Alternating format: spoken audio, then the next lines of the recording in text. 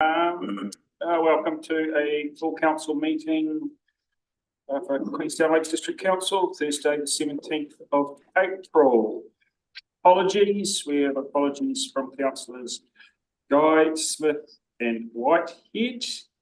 And, they're on approved leave of absence, while Councillor Tucker is also on leave, but he doesn't have an approved leave, so accordingly we will record his apology. It does actually.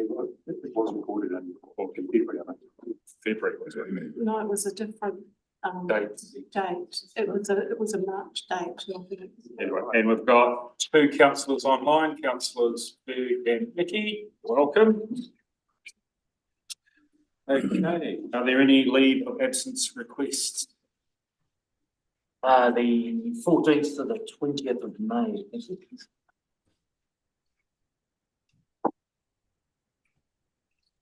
The 24th of May. That's not very strange.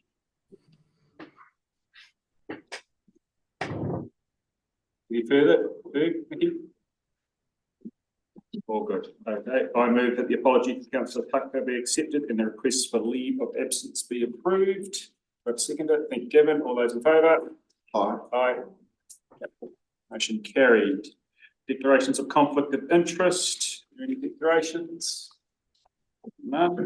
No matters lying on the table. Public forum. We've got 6 today. The first is Nicholas. Yes. Yes, that's the one. You can come up to the table here. Yeah. Just take a seat. You have 3 minutes. All right, invite. So take your time. I'm going to try to read short. First of all, thank you everybody for being here, because it looks like we are trying to look for a solution. So I hope that is the reality and not just look for excuses, because secondly, I would like to say the truth. This situation about Lakefront is something that is being for years and years and years. And I believe council has some responsibility because they never has any enforcement, any presence on the lake. So I've been the longest one at the Lakefront so far. And year by year, every summer season, I see like council spend license, and no any restriction. So again, thank you everybody for being here. I believe we should work together and look for a solution, because cancel all of us, I don't think is the right approach. I think everybody should work together. Me and many vendors, we have many ideas to try to improve the lakefront activity. It's not the first city in the world who has a street food or one you want to market, call it.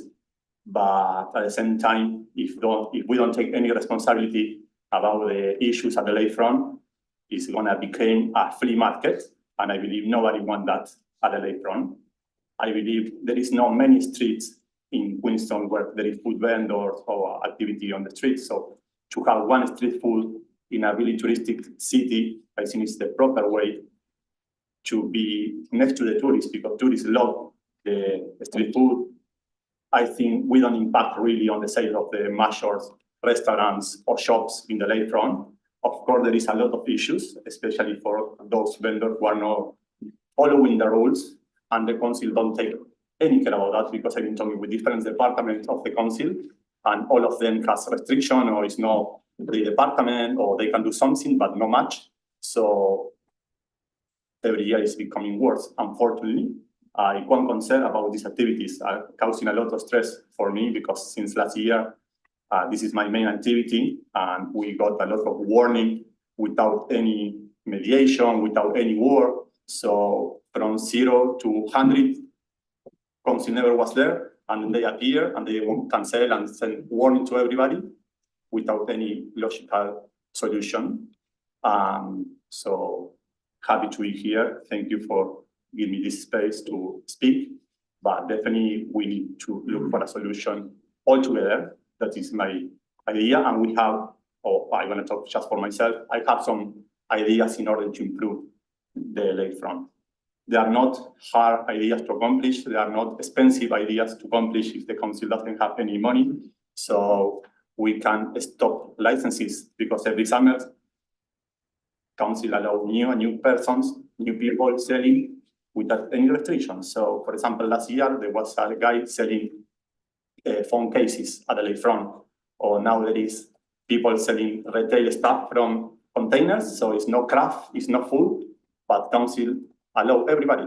So anybody with a tourist visa can come to the lakefront, make the business, go away, don't pay any taxes, don't pay any registration, and they gone. Meanwhile, there is like 7, 6 or 5 of us, we're always been respecting the rules. Last year we were moving, but then council asked for moving, council asked for distance, but at the same time, they allow carts, we are not allowed to move. So wrap up a little bit, Nicholas. Sorry? I'll get you to wrap up, please, if you can. All right. So yes, there is many ideas and solutions. I looking forward to trying to get some of them to the table. One of them is stop the licenses. Like, okay, there is a wait list because or wish list because we are already 20. So if you need to be in the lakefront, you need to wait somebody get down. We can pay rent. I believe most of us are happy with that, and it's fair for the rest of the shop. So if we pay annual rent, it's going to avoid the casual people who came in the summer, made the money and gone. So there is many ideas. Okay, thank you, Nicholas. Thank you. Brilliant. Thank you.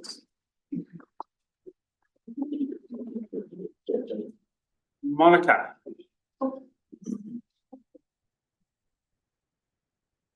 Hello. Yeah, 3 minutes, ready to Thank ready, go for it. So thank you for the opportunity for us to speak today. As waterfront traders, we bring life and vibrancy to the Queenstown market. We're proud ambassadors for Queenstown and for all the visitors who spend time at our stall. If you did come down and observe us at the waterfront, you'd see how we double up as information centres, giving directions, advice on walks and things to see and do. You would also see how much our visitors love having us there as they wander through the stalls and stop to chat along the way. We're also happy that we're there because they're often not in town for the Saturday market, so they feel like they're not missing out. We are a supportive community of creative individuals, and we work with each other in a harmonious manner in our town that is rapidly becoming vertically integrated international chain stores. We give tourists the opportunity to interact with locals, get a taste of New Zealand, and our visitors are always impressed by our uniquely locally handmade products. If council were prepared to work with us, we could create a workable solution for our existence where council could earn ongoing income from us. Any complaints could be worked out and the bylaw could continue with affected parties satisfied. For instance, I think we could all agree that the enforcement of the current bylaw has been less than perfect. We understand your frustration with our non-compliance of moving every hour 50 metres from where we were and 50 metres from everywhere else, but it's not been civil disobedience. It's been that it's unworkable due to the huge amount of new licenses that keep getting issued by council every year, meaning that the enforcement has equated to a shutdown as there's no space for us to move to. It has been stressful for us as we are law-abiding citizens and we want to comply. For 131 licenses in 2024, it only allows approximately 3 to 4 stands to exist in the entire map. So it makes it very difficult for us to comply when we don't have the tools to comply. We all want to have a workable solution and follow the criteria of the bylaw, and we really ask for the opportunity to work with you to achieve this. Currently, us food vendors and buskers and artisans and leaflet distributors are under one category, and we suggest one annual license, March 31st to April 1st, attach a high value to it that will bring enough funds to employ a QLDC team member to manage the lakefront traders, whatever it is, 1,000 to 5,000 annually per license, depending on how many licenses are allowed, limit the number of licenses issued, giving some import to those of us who have traded for a period of time. Empower the QLDC member to issue instant fines to any non-compliers, making it an income earner for QLDC. The cost of the license and the enforcement by fines of non-compliers would eliminate all the fly-by-nighters selling mobile phones, etc. Each trader would purchase their own public indemnity insurance in order to be allowed to trade, and to have general criteria showing your license, food safe certificates, public indemnity insurance under 2 meter tables, never leave your stall unattended for more than 30 minutes, remove your stall overnight, all that sort of thing, as well as crafters making your own product. change the map to allow enough space for us to adhere to the bylaw rules and to eliminate the friction between restaurants and food vendors, i.e. no stalls on the green space in front of Soda, Lodge Bar, Irish Pub or Voodoo, but expand it to elsewhere to allow us to spread out and Right, consider you new get a- areas. You get a wrap up soon. Okay, I'm almost finished. From KJET through the Arch of Remembrance and the start of Queenstown Gardens.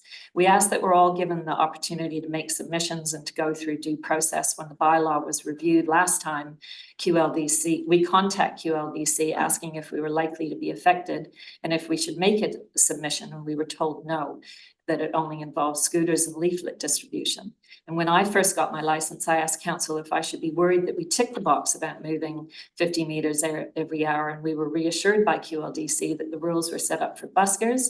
We were just added to that section, and that in 10 years it had never been enforced. When the QLDC Okay, enforcement. Monica, up to. Okay. Yeah. So basically, at the end of it all, we would just really appreciate being able to work with you and to come up with a permanent solution for us.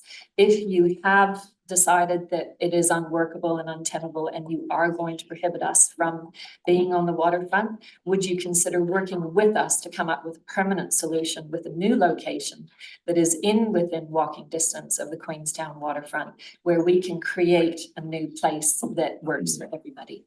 Thank you, Monica. I think it's. Thank you.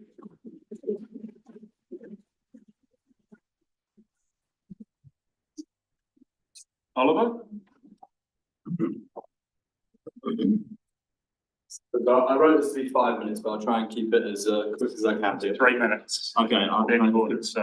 I'll speak very Yeah. quick as I can. So thanks for putting together for the report from Isabel. I thought it was really thorough and fair and gave a lot of outside of things, which I thought was great. The report suggests that operation of street vendors has an overall negative impact on the community, and that everything has been done reasonably to manage its operation, and that the only option now is to ban it altogether. I don't think this is the case, and I think that collaboration to increase regulation and restrictions could improve a lot of the issues that council's laid out. I'm yet to speak to anyone who thinks that having street vendors down at the waterfront is a bad thing, but everyone seems to say that there needs to be changes. I carried out surveys from hundreds of locals. 96% of respondents agreed that the vendors made the front a more attractive place to visit, yet everyone thinks there's issues. It's been widely shown that street vending attracts foot traffic, promotes local grassroots entrepreneurship, and offers affordable food to visitors and locals. It draws in crowds that keeps our streets alive and vibrant. If you ban us from trading, do it because you show that locals don't want us there, not because there are issues which you give up on trying to fix. I think the report is generally fair, but there is a strong misrepresentation of the attitude and relationship between the vendors.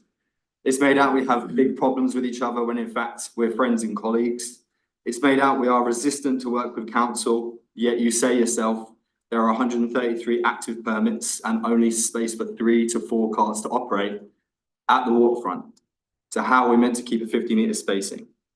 We can't operate in the streets, the high streets, because businesses tell us to move and have issue with it, so we work down at the front.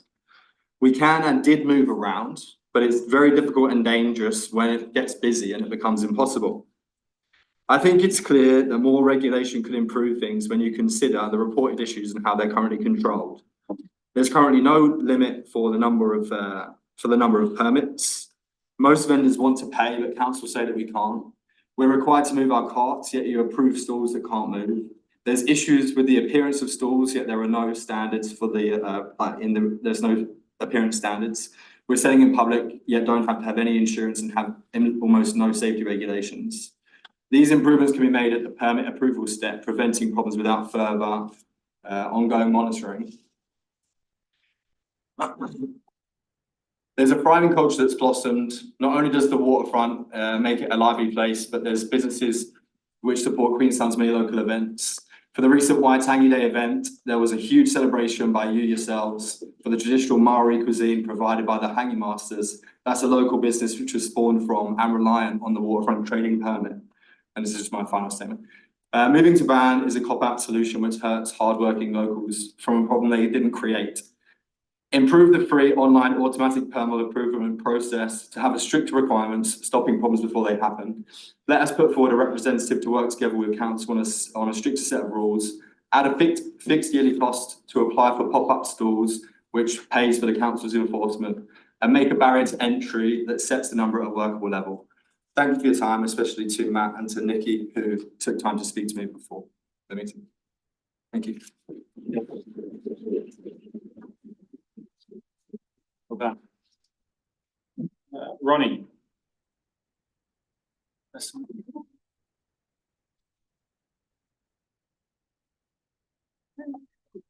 Robert.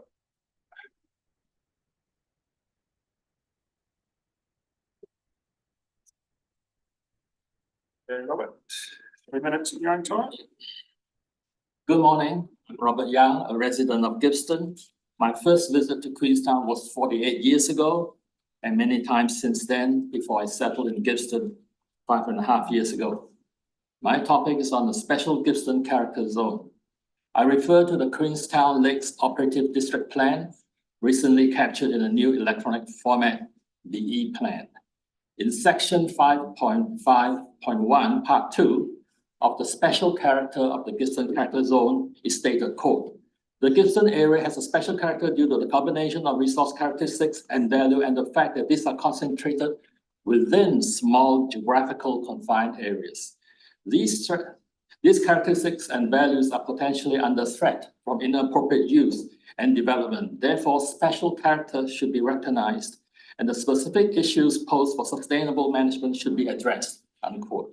The keywords are small, geographically confined areas.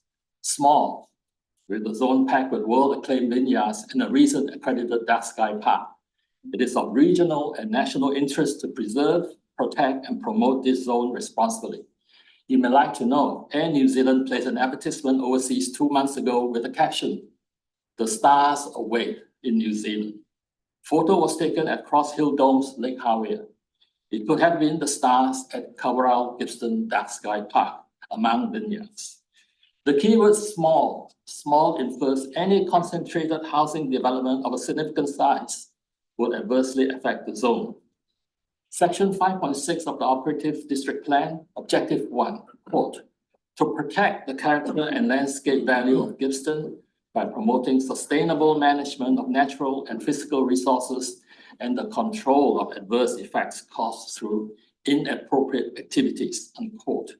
What is considered an inappropriate activity?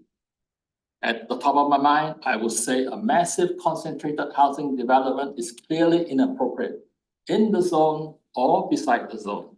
The Gippsland Character Zone was formed in 2015, 10 years ago. It must have been mooted even earlier with passionate discussions over many months, and the outcome was QLDC and the residents of Gippsland have a solid agreement to preserve, protect, and promote the landscape. And over the years, responsible developments were allowed, inappropriate plans to build were not approved, and opportunistic greed to capitalize on the goodness and the value of the land was suppressed. With that, the area has gained recognition worldwide and produced benefits to the Queenstown and the country. The main point of my 3-minute speech is that when it is time to, once again, to review any development which may have significant impact on the zone, QLDC and the residents of Gippsland must do so together with the same intensity and purpose back when the Special Character Zone was created. This Special Character Zone will prosper and grow, guided by the sensible and well-tested regulations that are in place now. QLDC and the Gippsland residents can work together to achieve this. If not, this zone will be vulnerable and has a high probability to succumb to inappropriate development, justified with short-term gains solely for the benefit of a few. I wish everyone happy Easter. Thank you.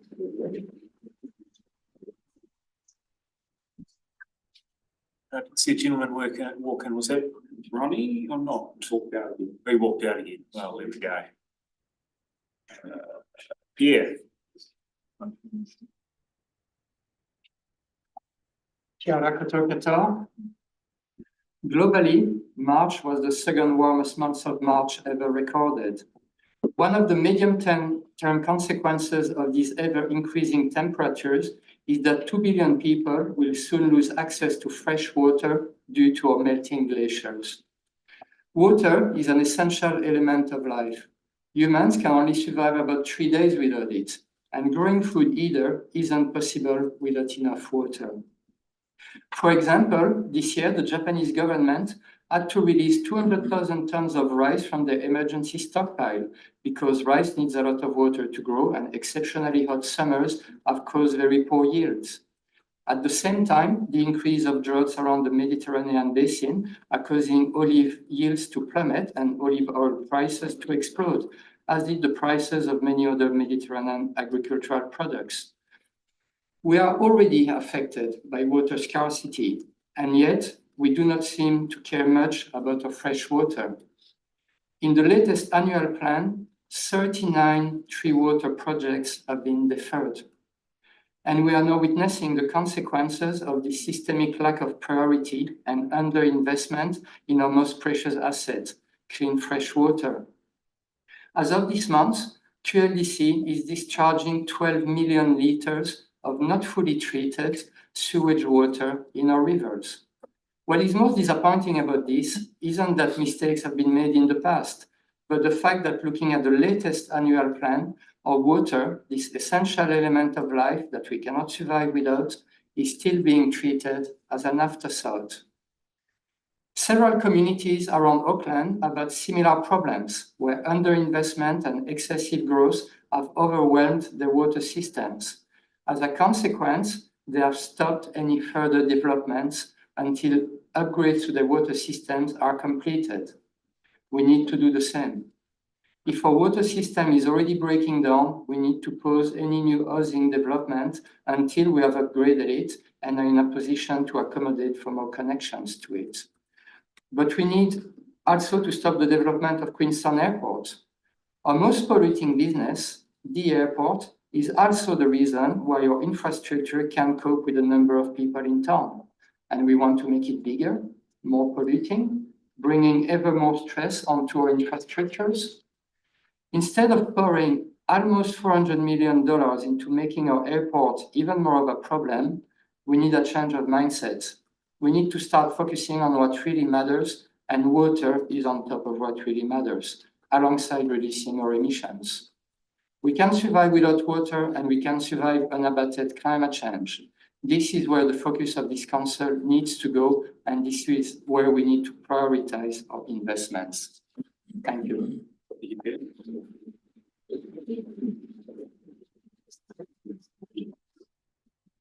No, Ronnie's. Nice. Okay. Thank you. It's public forum over with. Right. I move that the agenda be confirmed without addition or alteration. Seconder. Thank you, Lyle. All those in favour? Motion carried. Confirmation of public minutes for the public part of the ordinary meeting of council held on the 20th of March 2025. We have one proposed amendment from Councillor Gladding. This is on page 4 of the draft minutes to be replaced. So this is being strike through. This is, but I think it's the first sentence past the comma. Instead of, but she was keen to understand where changes were different from the CPI, and it's been replaced with, and she asked what officers would do when the actual cost attributable to users was not in line with ongoing CPI increases.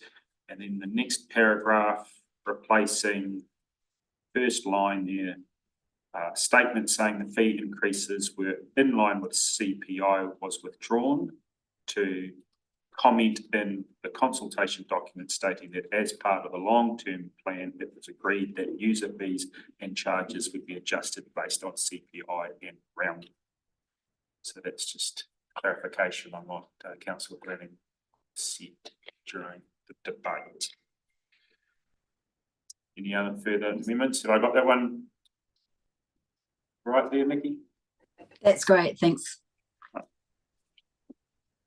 Further? Oh, in that case, I move that the minutes of the public part of the ordinary meeting of the Queenstown Lakes District Council held on 20 March 2025 as amended be confirmed as a true and correct record. Do I have a seconder? Thank you, Barry. All those in favour? Aye. Motion carries.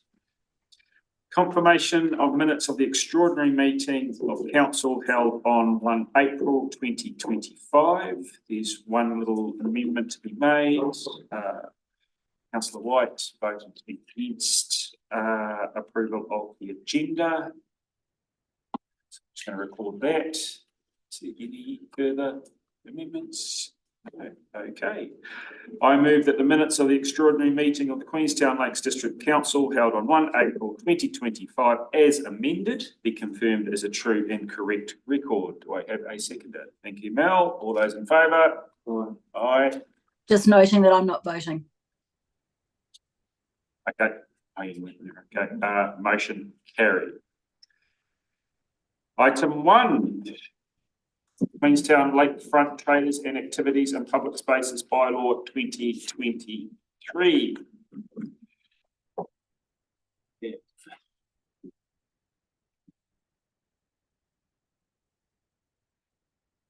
Is Bill, Mary, and Roger. Who's leading this one? Let's go for Bill. Thank you. Good morning, councillors. Thank you for your time today. I will start by introducing the council staff here at the table. So we have Roger Davidson, the Property Advisory Manager, Kerry Williams, the Policy Manager, Anthony Hall, Regulatory Manager, and myself, Isabel Loges, the Monitoring and Enforcement and Environmental Manager. We are here today for the Queenstown Lakefront Traders and Activities and Public Places Bylaw. The report that has been circulated, in regard to that, there has been significant collaboration between internal departments to put this report forward for council consideration. The report provides a background to date, including previous workshops attended with elected members. And the report also contains options for council to determine what next steps are appropriate to address these issues. I will take the report as read. Thank you. Thank you. Questions, councillors? Thank you. Look, we've got a lot of interest in this today, obviously. So while there's a lot of people listening, it'd be very good to maybe cover off some of the operators have come with some very common sense solutions. So it'd be good to hear from your perspective why the current bylaw doesn't work with some of those solutions in place and why you landed on option 1 as your preferred option. Through the chair, the report does cover that off with some further information in that regard. In relation to the proposals suggested, the majority of them would require an amendment to the bylaw with consultation and a review. Kerry, did you have anything further to add to that? So that's in regard to potentially increasing or charging costs, as well as introducing a booking scheme and the licensing and etc. and criteria for carts, etc. and health and safety standards. yes. Yes. And in relation to that, there are some minor amendments that could be considered such as that, but that would have to be assessed in regard to whether or not it would quantify or result in a bylaw review or consultation. Sorry, you Chair, the only clarification to make on that, and I think it's pointed out in the report, is around that the bar is if it constitutes a change that would affect people's rights and obligations, that would need a bylaw review. So with respect to the changes proposed, most of them would need a full bylaw. So your initial question to, why can't we keep the current bylaw is that under that structure, our view is that most of them don't fit within the current bylaw parameters. Can I ask a second question now? So based on that understanding that a lot of these recommendations from operators would trigger a change to a bylaw, when is the bylaw review due? I think it's 5 years from when it was established. Yes, through you, Chair. Obviously, it's an option in this report. It's open to a council to review any of its bylaws at any time if it so chooses. Strictly speaking, this one isn't due for its 5-year review until 2028. It could push that a bit further to 2030 for to get within the 7-year period. And can I ask one final question? Crown land, how does that impact your ability to license specifically the lakefront? I know it's referenced to it in the report. Yeah, the lease restricts what we can do as the leasee. As it says in the report, it has to be made available for the public to enter and remain there. And the permitted use is specifically a boardwalk, paving, etc., and doesn't quote any other permitted use. So that means you couldn't, or council couldn't license that area because it's Crown land, is that? Yeah, Oh, yeah. Crown land as per our lease conditions. Yeah. Thank you. Just go to Nikki and I'll come back into the room. Go, Nikki. Thanks. Just a few. I'll just do them one at a time. They're quick. Look, why have we granted so many permits? To the chair, there is not a cap currently implemented in the system, so there is no limit to the amount of permits issued, and a framework has not been developed in that regard. As a movement to considering a cap of numbers would likely have a similar implication, such as introducing a leased approach. So do you think, I've just been having a look at the bylaw, and clause 10.2 says when deciding whether to issue permission under this bylaw, council may have regard to whether the proposed activity may result in an undue restriction on vehicle traffic or pedestrian flow, whether the proposed activity may pose a risk to council property, whether it may cause a nuisance. And there's several in there that I'm just assuming when you get to a certain number of permits, and given that we're concerned about the numbers down there already, does that not give you the ability to stop issuing permits anyway? To the chair, one of the elements that is worth mentioning is around how if traders were complying with the bylaw, so they were moving every hour and spaced 15 metres apart, that would allow for a variety of traders to use that space if they were complying. The congestion that we're observing is from a number of traders, they're not complying with the bylaw. So there would be, with so many licenses, permits issued and no bookings option, how could they possibly comply? Do you have any thoughts on that?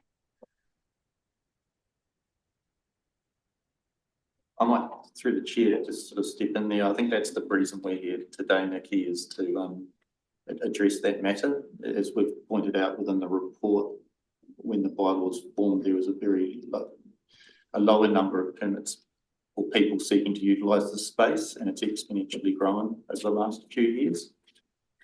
Can I just get an answer to my question then? Clause 10.2 and the sub-clauses under it, does that allow you, do you think, to stop granting permits? The permit system is developed to look at the individual on a complying basis, and if there's compliance with the system, then we should be able to achieve the desired results of the bylaw. So you're assuming compliance with rules that are probably unworkable given the number of permits that keep getting issued.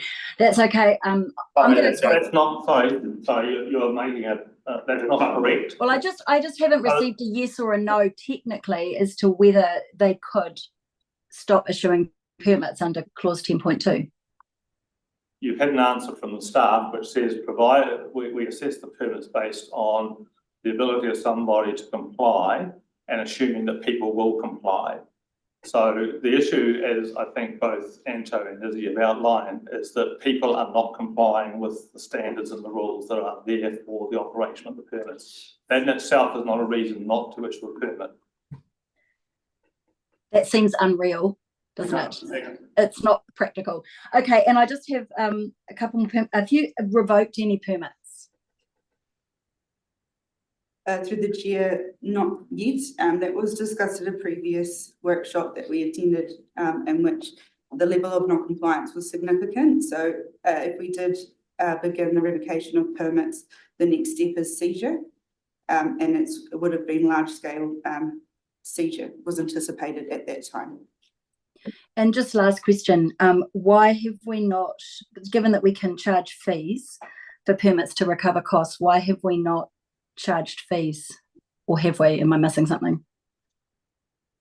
Through the chair, I believe the report covers that off in the regard that the nature and scale of trading has significantly increased. And so that fees have not been imposed historically in that regard. Through the chair, I'll provide some further clarity. The fees thing, we need to be clear that it's for the processing of the permits and associated activities with the permits themselves, not a fee to gain revenue for council. No, I understand that, just to recover costs. That's correct. And the way the permit system is structured, if people go online and make application and are granted the permit, it's a very low level of service provided. Yeah, it does talk about being able to recover costs of enforcement though, doesn't it? There is some avenue for that, and as we've touched on, a lot of the work that and multiple sort of engagements with council prior to this meeting, being meetings earlier on and workshops has sort of been outlining that information around that matter. Thanks, that's all my questions. Cheers. Mel?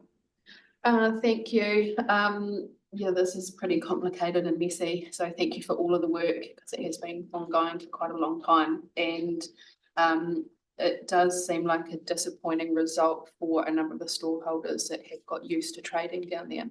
But I guess listening to some of them today and listening to them in the past, it's quite reassuring to hear that they would like to work together to find a solution. And there is a semi-solution, not solution for this, but there is already opportunity for crafters to be part of the arts and crafts market on Saturday and some Fridays. What is the possibility of this group working together to get a similar type of permit for either night food markets or something similar? Is that an avenue that they would be able to go down? Through the chair, someone from probably the reserves team would be better to speak to that, but the markets are hosted on reserves land and there is a process in which they've obtained permissions. So the traders would be well within their right to apply and seek permission to have a similar setup. Okay, so that's for the reserve only, not for the kind of area that we're talking about, but that would, I guess, also include other reserves as well. That would be an option for them, because I think part of the problem is the access that we have currently having issues with. Through the chair, that would have to be assessed by the reserves team. Yeah. No, but it could be an option, you know, like, because we did hear a lot about people wanting to work together to find solutions, and to me that seems to be, if there was a group prepared to work on that, and I'm talking about the stallholders that spoke, that potentially could be an option for them. The next question was just about the bylaw and those options. In the report, it said it would take 2 years, up to 2 years to get a new bylaw. Is that correct? Sorry. Through you, Chair. Unfortunately, for all local governments, yes, that is generally true. That is the process we have to go through due to leading special consultative procedure, the time to process submissions, and then we back it up from there to have the robust data to show that you need a bylaw, that you meet the LGA requirements, the meeting fixtures entailed with that. To do the best job possible, yes, 2 years is what we suggest. Yeah. Obviously, you guys have experienced that we are doing that much faster in some cases, and that entails with it its own risks that you know, we're not able to do things at the pace we'd like to. Okay, awesome. So if that was an option to go down, like could we ask for the review to be at 3 years rather than 5, or? Through you, Chair, that's an option for council to Council discuss. request that, but Okay. we need to, obviously, you need to consider all the other bylaws you've also Yes. asked us to review. Yeah, So but I do the feel like- programme is not an open-ended opportunity to just Yeah, add more. yes, no, I understand it. All right, thank you. Very quick questions. So some of the bylaws allow within the wording separate resolutions to be passed under the bylaw, but does this bylaw allow that? For us to say, if we're talking about areas of trading, does this bylaw allow us to modify those areas within the bylaw period, or does it need to be a review of the bylaw itself to do that? Through the chair, there are clauses of the bylaw where it states by council resolution, they can permit an area or prohibit an area. So the bylaw does allow for that. Right, so that could be done outside of a bylaw review, formal review, right? As an option potentially. And the report does go through some, potential steps to try and alleviate these concerns, but what sort of time frame? I think it's probably covered if it's a bylaw review, it's going to take a while to do it, but is there anything within the report that could be done without a full review of the bylaw to try and alleviate the concerns that have come up? And what sort of time frame would that be? Similar to what I was just saying about a resolution to create a new area, so, or other some of the other measures that we need to mention in the report. Through the chair, I believe the options in the report cover that off. So one of the options is to for council by resolution to approve the prohibition of trading from certain areas.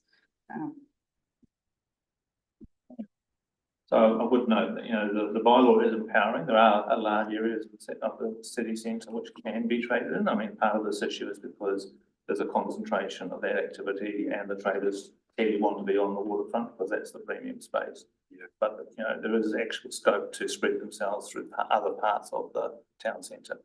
But it's only the waterfront, Ballarat Street and Beach Street, isn't it? Yeah, that's quite a significant area. But the report does specifically say that Beach Street and Ballarat Street aren't suitable areas for this type of trading. That's because of that traffic flow through, or pedestrian flow through those narrow corridors. Which is no different to what we're experiencing. No, well, that's true because we've only got a narrow area there too, but we've got to spread out, that might be good.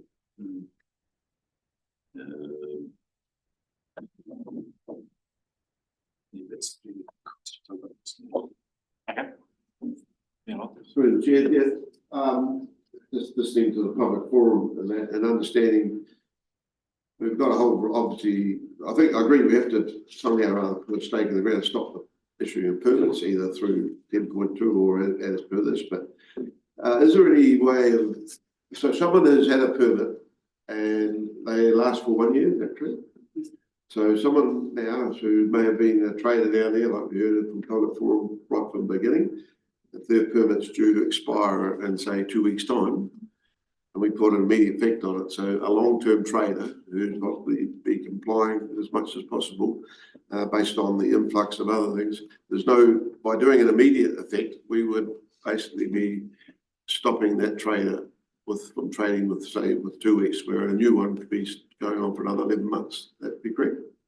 So is there any option then, other than doing immediate effect of looking at the longer term ones? I know you've got to have a playing field and you can't sort of pick winners, but also got to recognise that for some of the longer standing ones that have been doing a really good job, is there another option of giving a bit of a period of time to review that and get those ones reviewed? So at least got another 12 months before to work on and decide how we carry on in the future, because we say pop-ups, prohibition of pop-up stores indefinitely. That doesn't mean definitely, that means indefinitely. So we could review it and start giving permits again. Sorry, it's a bit of a convoluted question, but is there an option for that, or would that not be a fair playing ground and we can't go there? So like I'm saying, give it a couple of weeks to sort it out. Recognise long-term traders, give them the opportunity to get 12 months, and then sit down and work with them over that 12 months to see what we can come up with. But sorry, that's a question. I don't know if it's possible. Through the chair, that isn't for council to determine and to consider. There may be flow-on effects from that, such as what we're seeing down there is with the presence of stallholders, it's attracting more people in. And so it does create more difficulty in enforcing a clear prohibition if we do prolong that there. But it is an option, yes. Yeah, I'm sorry, just to clarify, I wasn't talking about prolonged or long period, I'm just talking for having an audit of actually who we've got there and just really an assessment on. I guess we are looking at long-term good traders, where otherwise we, under this resolution, we could be. I mean, I think as you said, there's a possibility for a ramp to be provided that's different from just the cut-off, but we'd have to be really careful that that ramp didn't itself create a whole lot of unintended outcomes and levels of unfairness for people. But yeah, that remains an option to have a slower off-ramp for, particularly in that first 12 months. Oh, sorry, can you explain what that meant? Well, I think as you pointed out, under the current resolution, people will start to exit off at the due date that they're due to finish. You've raised the question about whether that could be extended, i.e. you could start that a bit more slowly, and that's a well, no, it's more of say just doing a quick audit and saying, okay,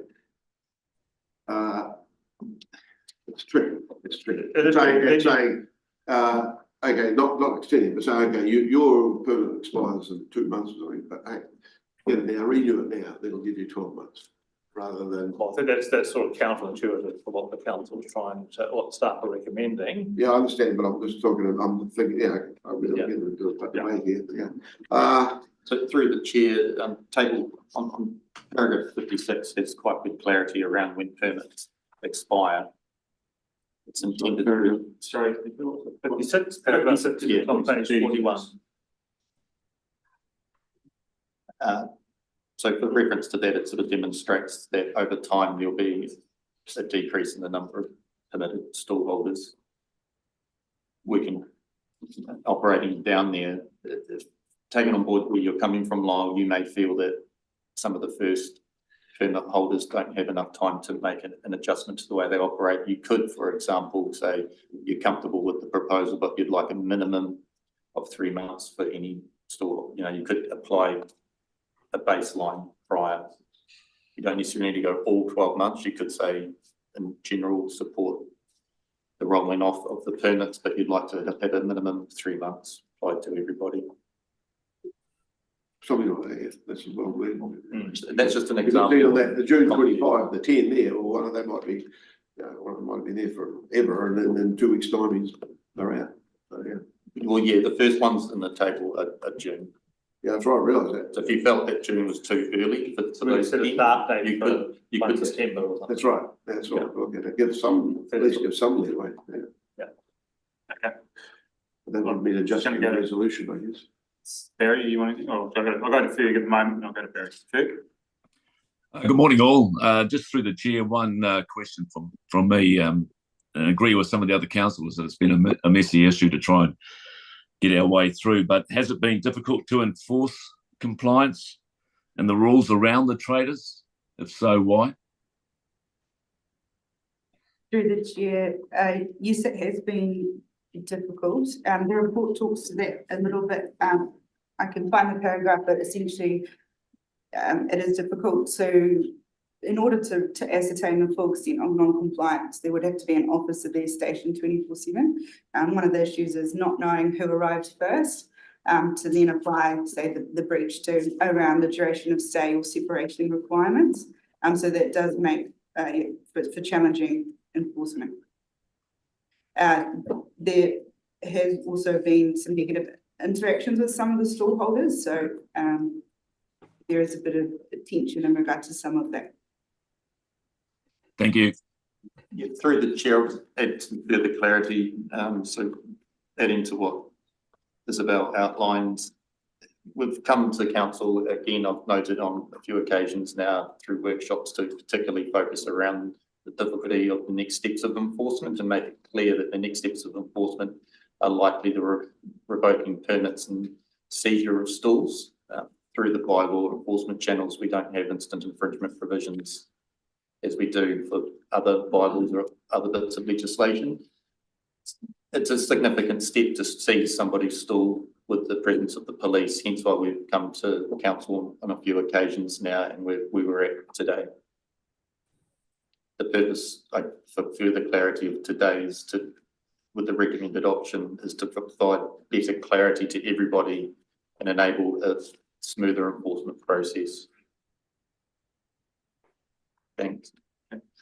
Just a question, a number of speakers today have expressed a desire to work with council, and I appreciate there's some long-term operators there who are doing things right. Has there been any attempt by the operators to form their own group and self-police, but have been taking pressure off council? Through the chair, we have heard that has been occurring, that there has been collaboration between themselves. That is a group of them. It does not extend to all of them.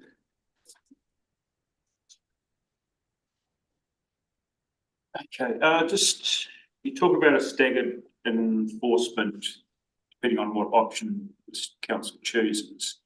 What does a staggered enforcement approach look like?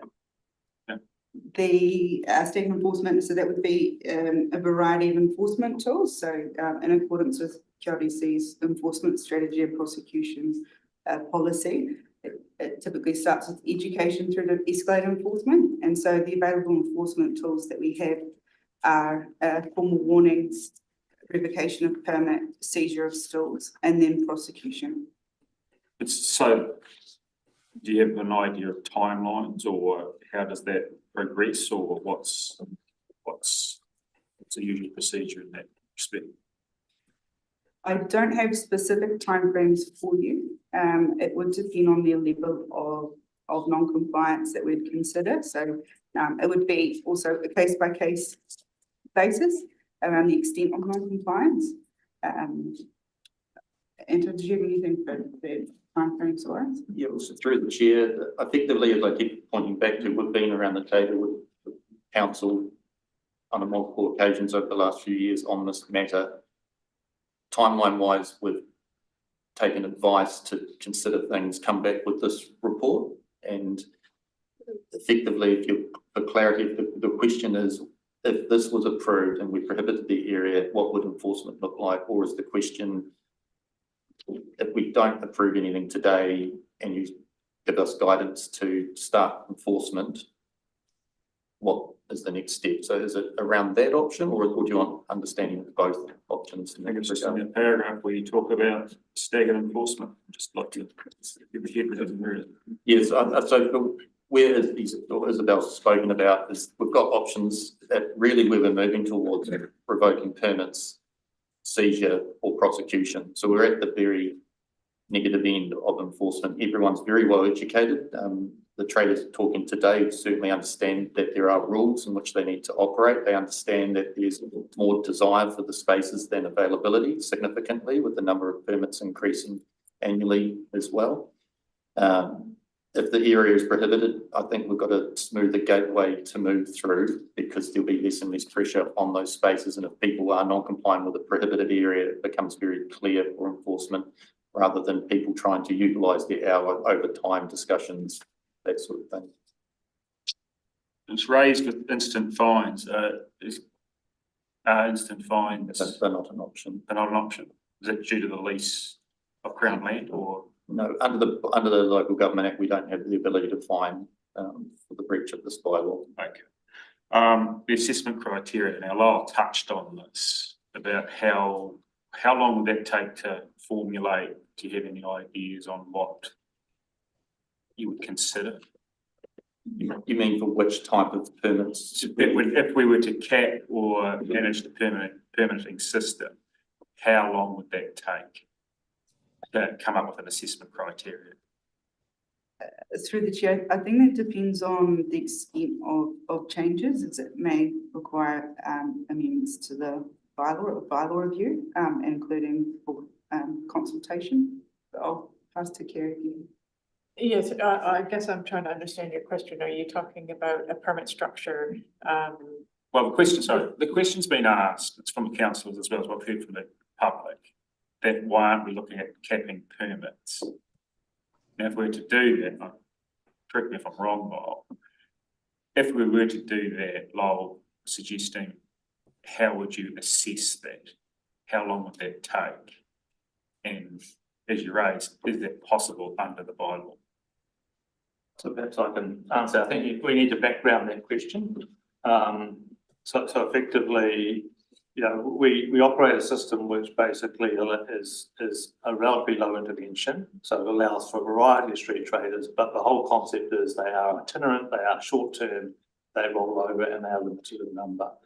I think we can go down more detailed assessments, but what you're actually creating then is a market, and you're changing the nature of the relationship. So you're actually starting to pick potentially winners and losers who actually get greater priority rights to certain parts of the process.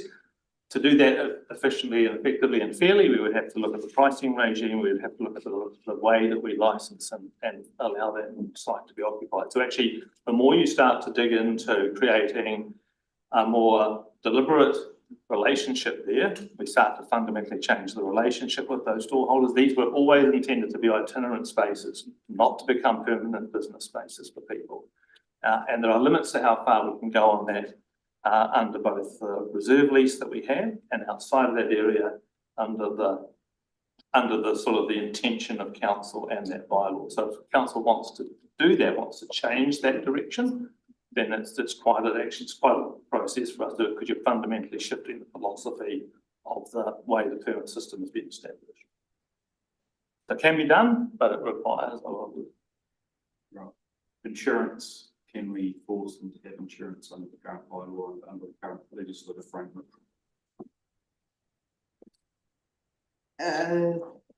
Through the chair, I believe that would be the same, have the same consequences as any other amendments that we've just talked about. So that would have to be worked through and assessed whether or not a bylaw review, or whether or not that would be more applicable to a leased approach. I'd be keen to foreshadow an amendment. I'm sorry, foreshadow a motion. What sorts of questions? Right, you have how many options? 6 before us, councillors. 1 preferred. And I'm keen to. Thank you. Is it are you foreshadowing a new No, motion? an actual motion. I'd actually, if question time's over, I'd actually like to put an option, and if it's voted down, we can go another way. Okay. So basically, I would like to direct the staff to review the bylaw. So that's option. It's not an option in there, but it is an option, obviously, because we've just talked about it, and all the things that we've talked about require that, unless we're going with one of these. And personally, I'm not comfortable with any of them. I think there's massive opportunity in reviewing the bylaw and developing a different kind of relationship that leads to a better quality product down there. So I'd like to put the motion, and I don't know if I have a second yet, and it may fall flat at this point, but I would like to put a motion to direct the staff to review the public places and, oh God, now I've got the wrong words, activities in public places bylaw. Okay. Got a motion put. Do we have a seconder? No seconder. We'll move on. If we second it, we get to debate it. Yes. We do. Okay, the second, Gavin. Thanks, Kevin. So, look, just speaking to it, and I'm assuming I get a right of reply at the end as well. Look, I feel like what we've done is create a bylaw that is pretty much unworkable for the people down there, given the number of permits we're issuing. So it's a combination of an unworkable bylaw, but also a lack of implementation at our end. There's a lot of things that we could have done, including obviously limiting the number of permits, even without a cap, because we start to understand that the area is becoming congested and we are not able to enforce. People are having massive difficulties complying. That raises questions about whether you should be issuing more permits, and yet we continue to issue. So look, I think we have an opportunity here to create a really vibrant space down there. We have an opportunity to set standards. We have an opportunity to collect revenue, which would potentially go beyond, I guess, covering costs. And look, what we're doing is we're effectively, if we agree any of the other options, is we're effectively removing trading completely from the town centre. And that's a massive change. And I know it says in the bylaw that we can prohibit, but I do think we have to have regard to the Local Government Act requirements around decision making and the significance of decisions. And this is a significant step that we're taking, given that there are no other options really in the CBD other than private land. So yeah, basically, I think there's massive opportunity. The speakers in public forum have said it far better than me, and I think they're willing to work, and I think we should grab that opportunity and do something positive rather than something negative. We don't need all that loose open space. I've been in plenty of other towns where, you know, it's really congested, but it's buzzing, and you know, it's a anyway. I'm over talking it. I'll have a writer reply at the end if that's okay. Thank you.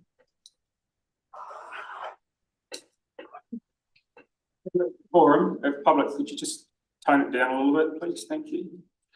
In my mind, I don't know whether reviewing the bylaw is going to be a good idea right now, because it's going to be 2 years to actually do that. In those 2 years, the problem still exists. We've got some great traders down there, but we've got some pretty bad ones as well. And it's just going to get worse if we continue to issue permits.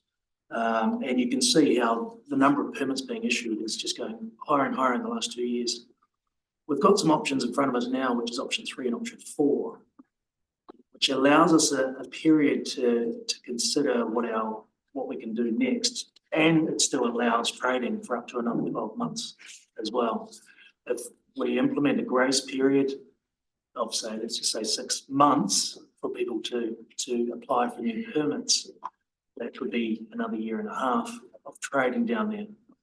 It's a valuable piece of time for us to actually understand how we solve this problem. And now that it's been brought to full council to decide on, it's aired significantly more, I think, in the public, that we can't keep status quo the way it is. We need to come up with a solid solution. And maybe that does mean that the bylaw is not fit for purpose anymore. Maybe it was with 50 traders down there, but it's not anymore. So maybe we do need to look at a future-proofed solution that's maybe different to the current bylaw that sits under. Right.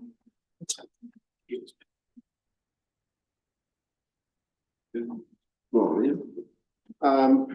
Through the chair, a review of the bylaw can happen alongside, and I do agree with Matt, but we've got to make a stake in the ground now. And I have got a proposed addition to the current resolution to enable a period of time, so it's not for the first licence to cease. So a bit of a build-in time and a chance to have a look at options considering the review of the bylaw, or what can be done without a review of the bylaw.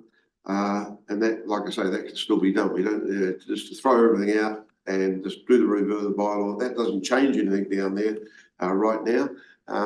But we do need to make some changes right now to stop the increase in permits being issued. But then again, also look at how do you keep the trading down there in a manageable way. So I don't support a resolution just to go to a bylaw review. Can I talk and ask a point of clarification? Yes, you can ask a point of clarification at any time you like. So this motion is just to review the bylaw and nothing else, is that right, Nikki? Yep. Yeah. So just goes, oh, you're on mute, you're on mute. Yeah. Yes, it is. And basically because I believe the bylaw already allows us to revoke permits and not issue anymore. Okay, another point of clarification, so with this review of the bylaw, you are still in favour of halting or limiting the number of permits? Yeah, because I think the number of permits creates an unworkable situation. And I think staff have the ability to. I think we haven't used the bylaw effectively, and we've created a nuisance. Yeah, right. Okay. Thank you. I'm very conflicted on this. This is not an easy one at all. So I'm hearing everybody's points. And again, I think it comes a little bit back to what I was talking about, is we have to kind of get creative and take on board what people were saying about working together. And I'm not convinced the bylaw is the best way of addressing this anyway, hence my suggestion of maybe looking at other ways of stall holders to be able to trade at certain times, but not with unlimited access, unlimited, and I guess I don't know what the word is, unachievable enforcement, which I guess is kind of where we're at the moment.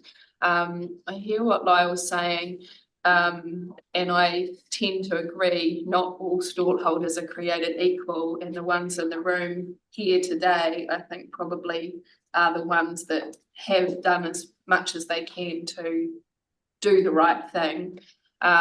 So hopefully they have made the most of being aware that this was happening, and they potentially could have already applied for a new 12-month permit. Is that correct? I'm not allowed to ask questions, but it's just a statement to anybody in the room that hopefully they have already applied for another 12-month permit to kind of solve that problem. But yes, I actually don't know what the right way forward is, except that we have a problem that we need to try and fix. Yeah, I guess, and that's the issue. We have a problem that we need to sort today. I think going down this bylaw change is sort of distracting the issue that we've got on the table before us today. I don't support at this point reviewing the bylaw. Okay, so we've got an existing situation we have to deal with. I understand where you're coming from, Mickey, but I can't see how we deal with an existing situation when you want to talk about reviewing the bylaw. It'll take 18 months to 2 years. And I think the status quo is untenable at this point. Just picked up on what Ben was saying regarding, let's say, looking at a certain time where lakefront can't be used, but actually allow other spaces to be used. And you bring up options 3 and options 4. Personal preferences, I'm leaning towards option 4 to give council a bit of a grace period to come up with some form of way to deal with the traders in a time over the next 6 to 12 months, but allow them to trade, but not on the waterfront. So that's my personal preference. That's probably the way I'm leaning at this stage. Whether we engage in a bylaw or not. Now, we only just passed the bylaw at the end of 2023. We did go through a process. We did have councillors on the hearings panel. It's unfortunate the chair of the hearings panel is not here today, but we had submissions. We went through a hearing. We've gone through a process. So yeah, we've got some consequences that probably haven't been seen that we could foresee. But again, we've had a large increase in demand for it.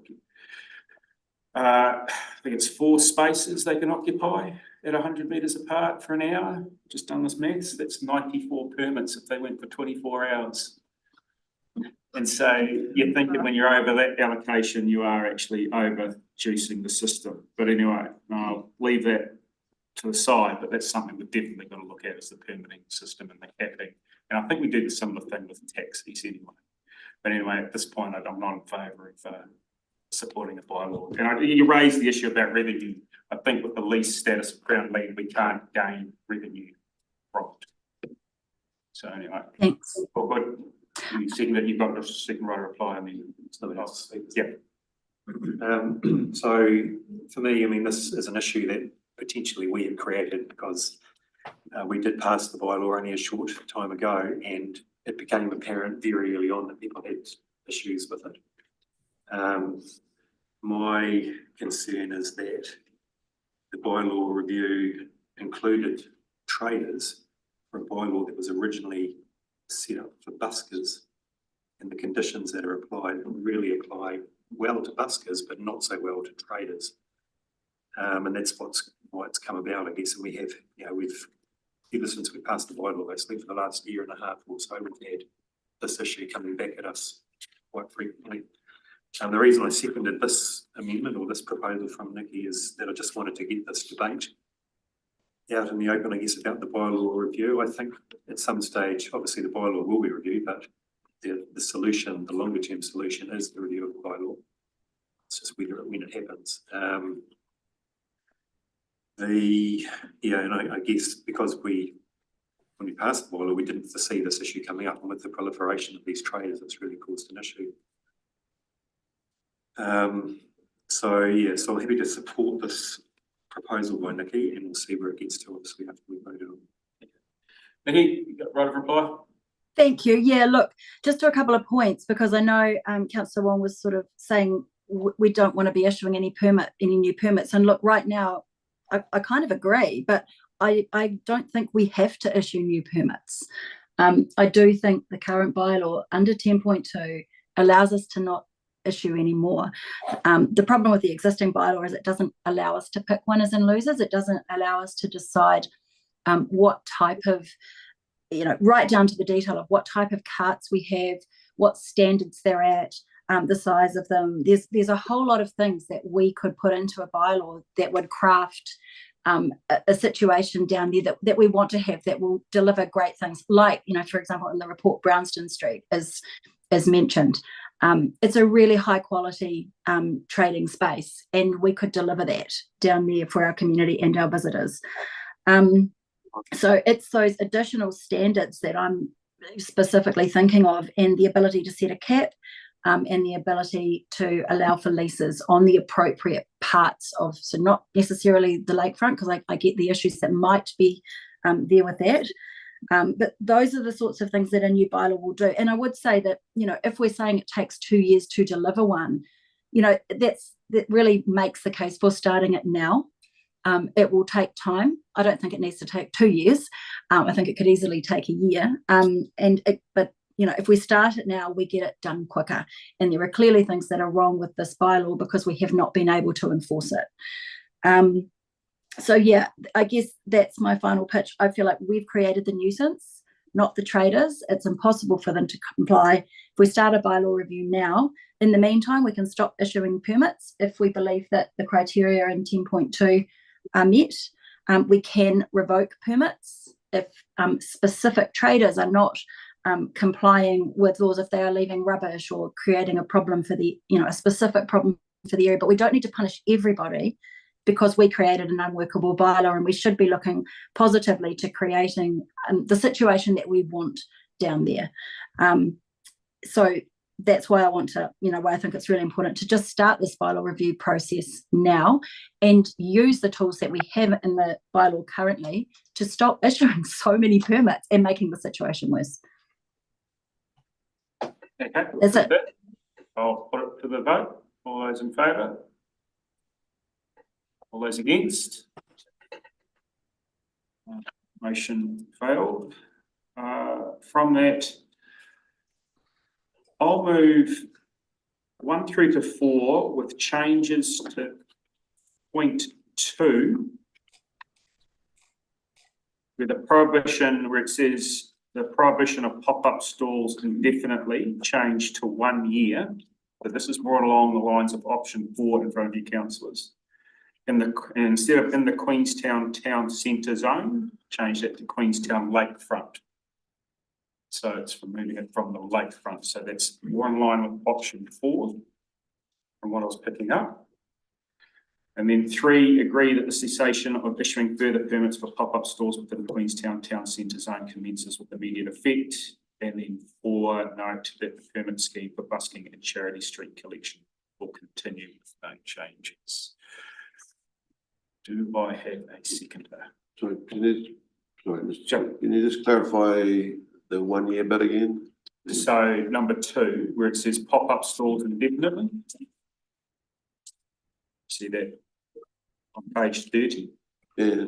Change that to 1 year, so it's in line with option 4.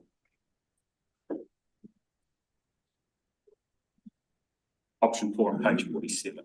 Understood. Yep, and then, but the prohibition only extends to the lake. So they can still trade, but just not on lake. Okay. So just to clarify further, Yeah. so you suggesting that this would suggest that immediately we would prohibit any trading on the lakefront area. Traders could continue, but they'd have to find locations outside that area. Well, that's what we've got an option for. Yeah, no, just want to clarify that, so it's really clear, that we would be actually moving people off the lakefront. I'm not, I'm still not clear, another point of clarification as well. So what you're saying, which is actually quite different from option 1, which was the recommended option of That's a blanket ban everywhere a blanket ban everywhere for an indefinite level. for an indefinite level of time, but for those that have a current permit, they can still trade. Yes. Yeah, but with this one, what you're suggesting is immediate from the lakefront, no one can trade. No, it's exactly the same as what we've got now, but you're changing indefinitely to 1 year, and instead of a blanket CBD approach, it's just the lake. So it's option 4 as it's written. It's our option 4.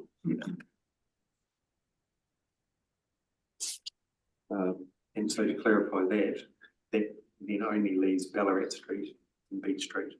Yep. As the potential trading areas. For 1 year. So after 1 year. Yeah, well, I guess to come back to us, but it gives us some grace period to work out what we can do. That doesn't actually cover the point I've raised, I wanted to add, noting that their first license. Hang on, but before we get there, I've got to have a second bit before we, if you want to. I'll make an amendment, okay. I would, I would second it with an amendment.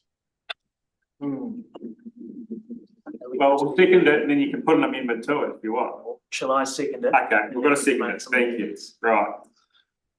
And I'd be keen to. Hang on, we've got one Two. more shadowed for amendment through Lyle first.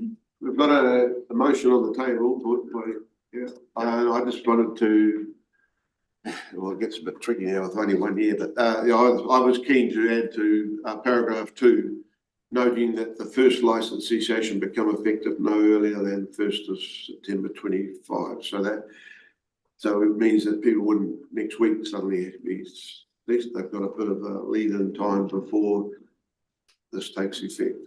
Be able to trade. So that was my move, I'll move that as an amendment to para 2, but I do agree with everything else that you put on the table with the change of Queenstown Town Centre to Queenstown Lake Road. Point of clarification. Yeah, no, this is fine. We'll work through. So what you're. Hang on, okay. What you're asking, I can't understand what you're asking, because the cessation of issuing permits will stop. But so if someone's permit expires in June, you're saying doesn't matter if they've got a permit, they can trade until September? Yes. Just gives so instead of like next week, if this goes through and the June 25, there's 11 traders licenses expire. But they would still have to apply for another permit for the 3 months or whatever. No, they wouldn't be able to, Nikki, because we're stopping the cessation. The impact of what Councillor Cox is suggesting is that if you look at Power 56, you've effectively got a number of traders through June, July, August that would naturally roll off at that point. I think what I understand is effectively council would be saying, okay, when those permits exist, that roll off won't take effect until the 1st of September. So you'll have a bit of a sort of Grace period. a grace period for those. It wouldn't be a new license, it would just be a grace period until that takes. And it addresses councillor Cox's view that having that starting in June is too soon for some traders who will be there. Okay, but we've got no way of knowing if those June traders are actually, No, we haven't. okay, Are actually what? are actually our Longest longest standing, most compliant Well, stall holders. at that point, you, Yeah. excuse me, that point, you've got to be really clear at which point you're actually starting to dip into managing individual traders by preference, and that's not something that we should be doing. So just to clarify that. Yeah. So any permits that expire between clarifying the amendment. now and September would be extended, basically. Effectively till September. So is that sufficient, or would we be needing to apply for an extension or apply for a renewal on basis until that time? I think we can be pretty pragmatic about that. We know the numbers, we know the traders. We can communicate to them that this is their roll-off period, but it's extended to the first of September. That's just a practical step we can take if that resolution is passed. So just to round that out, so you're clear on that one? I Yeah. want to get a second. I just want to make sure that it's actually workable if you've got permits that are expiring. Are we saying, well, you can carry on until September, that there's a workable way of actually achieving that? The expiry date will be changed. Today. Okay. Right. I moved the amendment. I haven't had a second again. Move the amendment. We've got Barry seconded. Discussion. Okay, so just for everyone listening here, if your license currently expires before September, you can apply for another one for 12 months. No, it just, Before, it just rolls to September and then it ceases. oh, I see, okay, right. So you can trade up until September Yes, on the prohibited period, yes. which gives you plenty of, well, gives you runway to come up with some options. And through the scheme. Okay, thank you. What part of It's to two. adds to two, but is. Okay, so.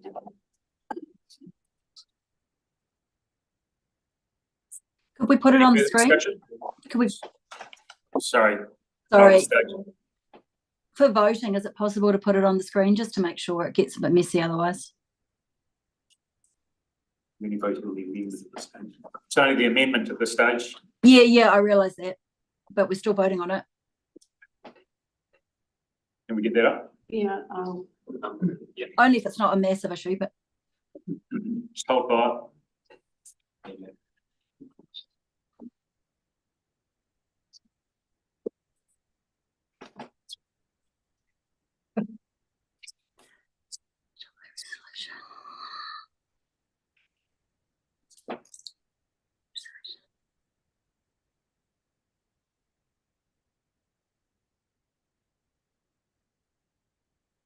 See that, Nikki? yeah, so it's the prohibition of pop-up stalls, but it's yeah, okay, for 1 year in the Queenstown Lakefront.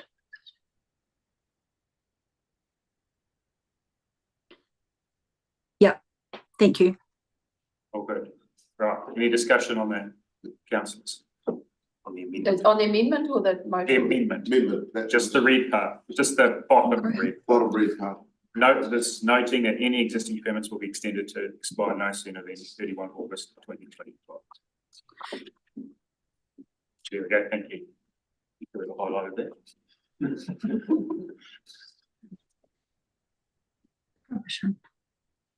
Any discussion, councillors? Oh, you can finish it off, Lyle, if you want, or you got nothing further to say. Well, I'll put it to the vote. All those in favour? Aye. Against? Aye. None. Amendment carried. It's unanimous. Standard motion. Now, we're back to the substantive motion. I'd like to propose another amendment. Okay. All right. So look, what I'd like to propose is that, again, that we direct staff to begin reviewing the bylaw. And it's not the same thing. So Yeah, hang on. It's the same thing you've already proposed and it's already been lost. In conjunction though, so that was singular on its own, and if it had passed, none of these would have passed. I'm proposing it as an addition because what I can see happening is that if we are just limiting them from the lakefront, eventually they're all going to move to those other places, and we've got the same unworkable bylaw, and the quicker we fix it, the better. I understand where you're coming from, Nikki, but it can't be put. It's Well, already it been can be lost. put because It's it was already a been step. lost, Nikki, and I won't accept it. I'm sorry. Okay. Any further amendments? Can I do an amendment to have the bylaw reviewed at 3 years? It's going to happen anyway. No, at 5 years. It's June 28. It's 3 years from then. I'm allowed to. 3 years from now. Well, we'll do it in 6 months, shall we? No, That differentiates it, Glenn, if that's We've your. just- I'm serious because Yeah, I know, but I we've thought just- it was like a work thing. Hang on, It pushes councillor, it out a little bit. Under standing orders, I cannot put a Yes, you- motion similar to one that's already been lost. No, but that was on its own, and it's I've already very made- different. I've already made the ruling. It's not going to be put. I'm serious. Understand? Well, you're just causing problems for the people up the other streets. Right. Right. Have you got any further amendments apart from the one you just suggested? No, I just think you're causing a Okay. massive issue. Right. Discussion on what we have on the substantive motion. I don't think this solves our problem by pushing it to just taking it away from the lakefront. I think we're better to go with the original motion, but the original suggestion from staff with a 3-year bylaw review. The reasons for that is I just believe the prohibition of pop-up stalls for 1 year, when some of these people have got a 1-year license anyway, isn't really having much effect apart from the fact that we're stopping any future. So as it reads at the moment, I can't support the motion. Yeah, I'm not convinced about just taking it away from the lakefront. I think the town centre, it will just push it out to the other streets, and it's been identified that that would create further problems, same problems in different places. I can see the benefit of the temporary prohibition, with that year extension. It allows for a better solution to be put in place, or to at least be proposed within that time frame. But yeah, I'm not convinced that just ruling out the lakefront solves anything. Only that particular, You have that option to change it if you want. Any further discussion? Yeah. Yeah. Well, I have a different point of view. I think it is a good option because there are other places, and option paragraph 3 says we're not issuing any new permits. So the current permit holders, and they'll start to expire, but in the meantime, if they do, they've still got the option of now they can actually move to other sites to make it work better right now. If they want to work and make a better environment down there, so this enables them to do it in other spaces, so it's not straight prohibition of the whole town centre. Would that be correct? Yep. That's all I've got to say. So My second. Yeah, the second. So I'll let Ferg and Nikki have a say if they want. Thanks, Glenn. You go, Ferg. Or okay, I'll go. Look, I'm tending towards supporting it because I think it's better than the other options, but I agree with what Gavin's just said, that we need something to improve with that bylaw in the interim.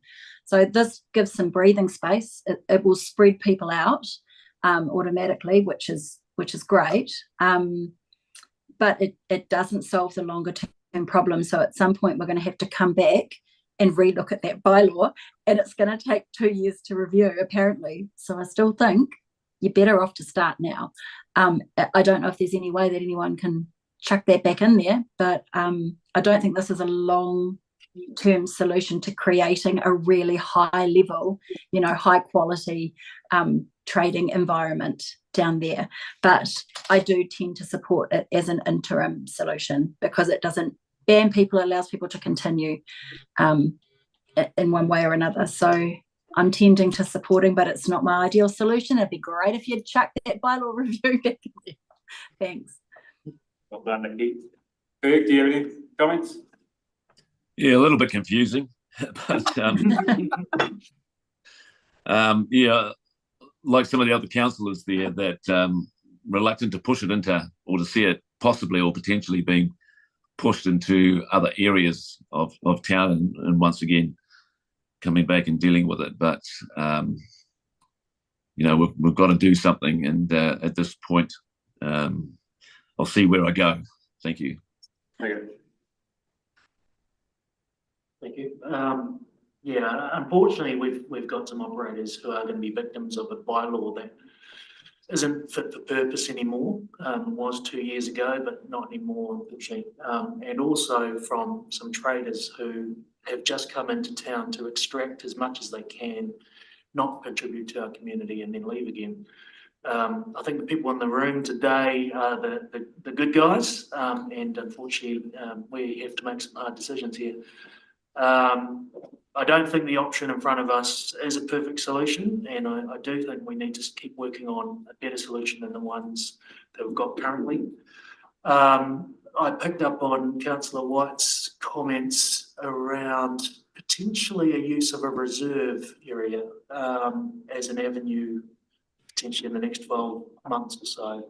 So there's some options to explore there for sure, but obviously I've supported this because we need to find a solution, and we can't just continue with the status quo option here. Thanks. The reason I brought this forward is that I don't want to be banning them from the whole area. I still want them to have an opportunity to trade, but also actually give, let's say, 12 months grace period to actually work something through. So hopefully we can get that happening in the short term. So with that, I'll put it, just clarify that. You want clarification? So Yes, please. that lakefront exclusion, that the 1 year allowance still allows people to trade on the lakefront that year Until their permit expires. Yeah, it's pretty much capping. And so it's a sinking lid, you'd probably say. And with that, I'll put it to the vote. All those in favour? Aye. Can you see me, Glenn? Yes, I can see you. Right, I'm an aye on this one. Not perfect, but All those I'm an aye against? too. Thank you, Ferg. And two. Motion carried. Thank you, councillors. What's that? Not for it. Can I have my vote recorded?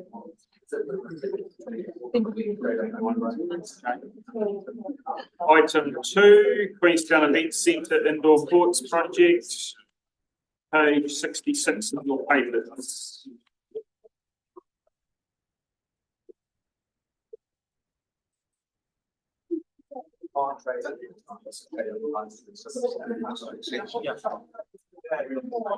Excuse me.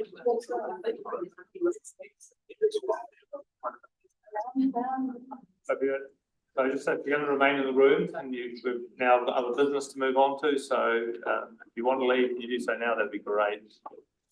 You're welcome to stay. Do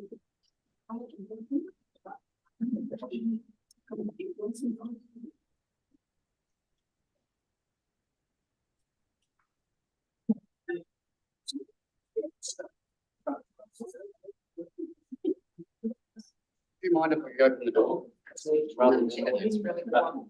Yeah, I've opened one window, but maybe the air would be good too. Oh, I've opened one, but. Keep moving, please.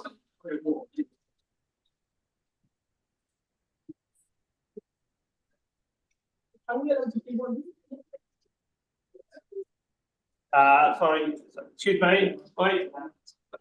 No, you got to go that one. That's not make sure that has got PX stuff on there. Not that. Yeah. Yes. Hey, it's immediate. Yeah, but there needs to be none remaining immediate. That's all. Simon, take it away.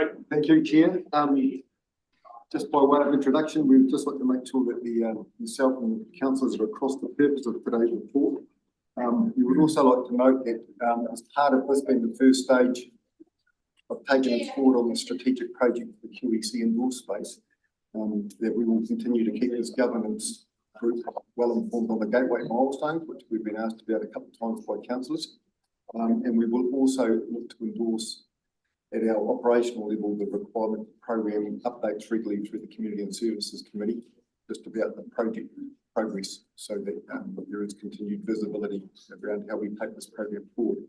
At this stage, we have no other comments regarding the report, but certainly Simon and I are available to answer any points of clarity or take on board any questions that we've set out in that document today. Thank you. Questions, councillors? Kevin? Thanks for coming today. So a couple of quick questions. Paragraph 9 talks about a new 800 square metre fitness centre. So that's just the fitness centre. Do you know what the overall floor area is of all the new proposed areas? Roughly Through you, Chair. 3,000, hold on, 4,100, including the 800. So it's around about 3,000-ish for in 4 indoor courts and about 800. And you may know this, but what's the current 798 square metres is what the current fitness centre is. Yep. At the moment at the event centre, and the entire area is around about 8,000 squares. Including the swimming pool? Including the swimming pool. Right. Okay, thanks. So it's about half again the current floor area. And just through you, Chair, the total site of that precinct is 14.2 hectares. Of the whole event centre? Yeah. Next question was, obviously with the more area, one of the questions that came up during our, I think it was during our visit to the event centre was staffing. And because I keep going on ad nauseam about having courts at Ladies Mile. And a point that was really well made was that you need about 6 staff, I think, to make that operational. What's the increase in staffing you need for the new area on a daily basis to keep to make that operational? So I think we've got to be, we just need to divide the 2 areas into 2 different components. If we proceed with an 800 square metre gym, we will be required to essentially staff it similar to our existing gym at the moment, which is around 4.5 FTEs. For the indoor courts, we would visit somewhere around the 2 to 3 FTEs. Okay, additional to what's currently there. Yes. And just through you, Chair, gym obviously runs at a different revenue investment setting to what the open space but indoor court does. But is the fitness centre just a transfer of the existing, or we have 2 fitness centres?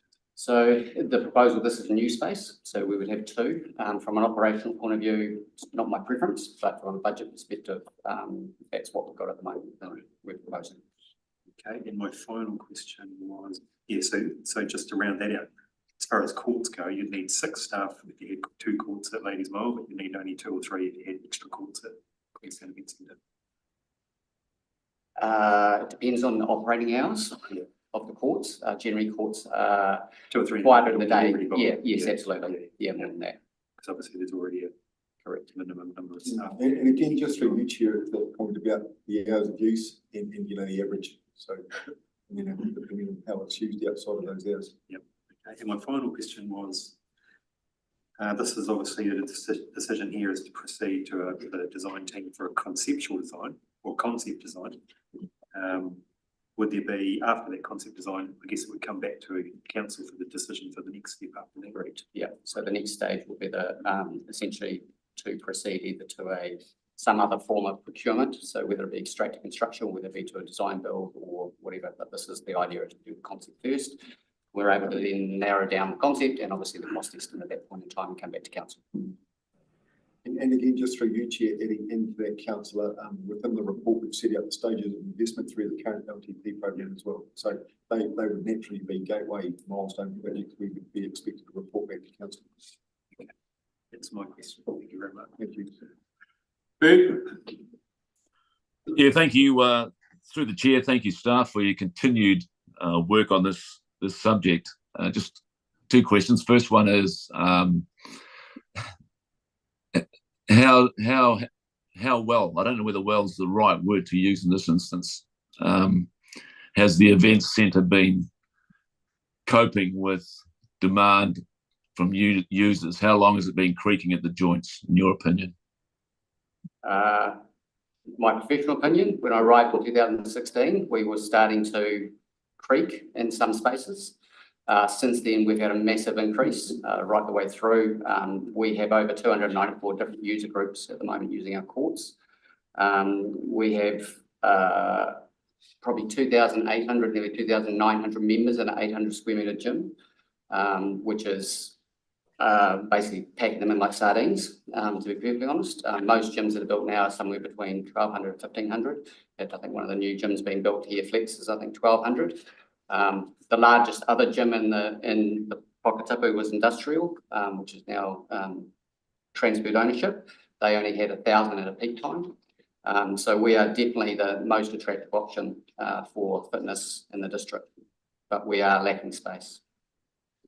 And second question here is, does this report indicate the first stage to progressing a strategic project towards addressing that demand?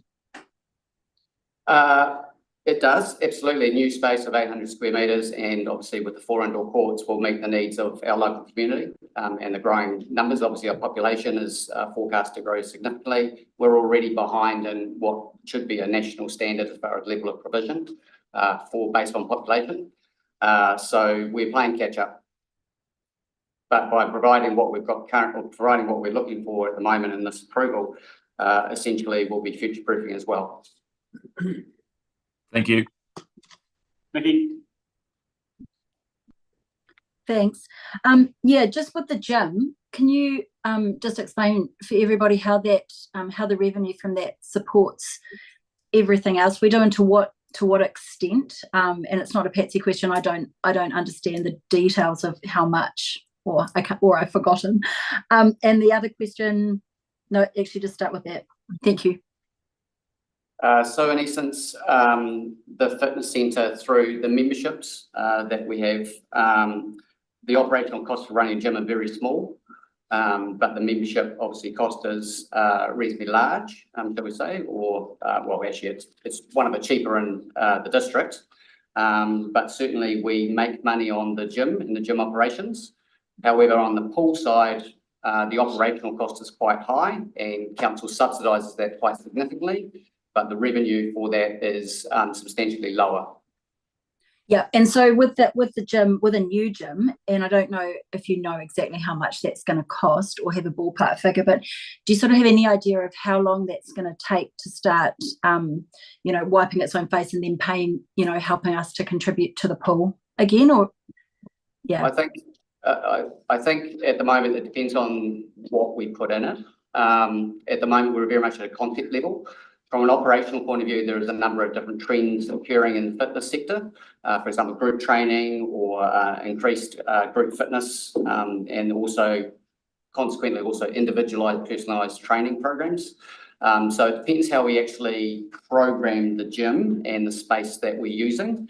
We envisage that our operational revenue will increase by probably 2/3 from what it currently is now.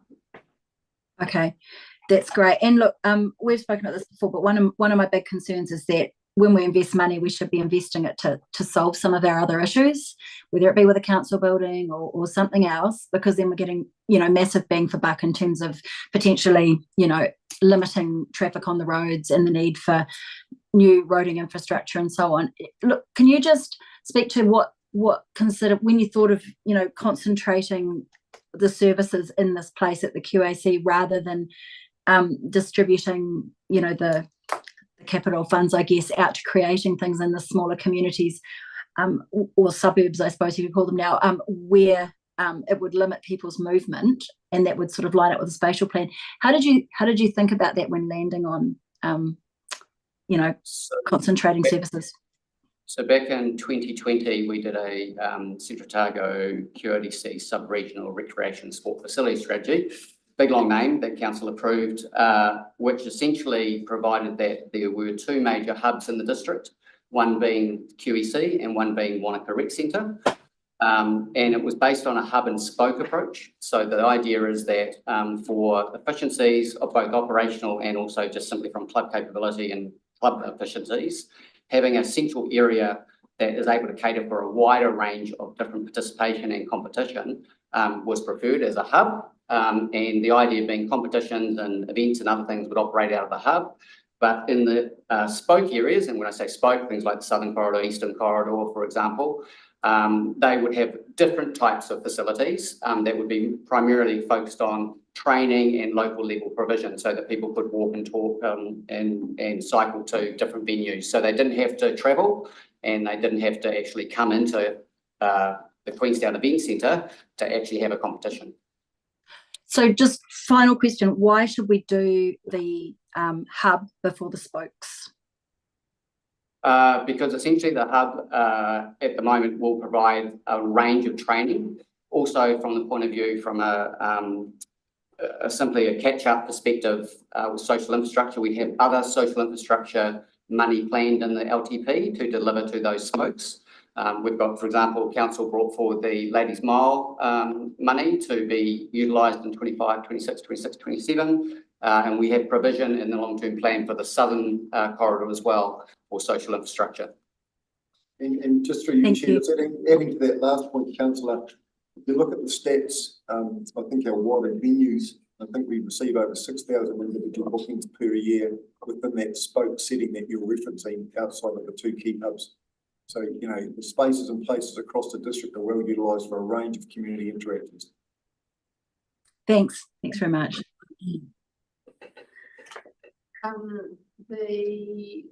In the table with the money, is this, well, this is an easy one to answer, I think. Are you asking for more money that's in the long-term plan or just what's in the long-term plan? Then can you explain to me why this is coming through a decision for council? So essentially, because of the total value of the construction project or the total value over the 5 years, it's in our procurement policy, we need to come to for approval. And so is this approving the whole 5 years or just? No, this will approve the first part of the first gateway, and we'll come back to you after that. Just a quick question, have you got a design timeline to get the concept design done? Ideally, we would like to think that we could get that done by the end of the year. Thank you. Happy to move the resolution. Gavin, Councillor. Oh, sorry, Matt hasn't got, he's got a question. Burning desire to ask. We sort of jokingly talked about this as we were doing a tour, but is council considering any private funding and sponsorship opportunities, naming rights for this building? It would be remiss of me to say no. Absolutely, we would be happy to entertain any conversations around them. There obviously needs to be benefit for the community out of it. And that's what we'd be looking at first and foremost. Not me.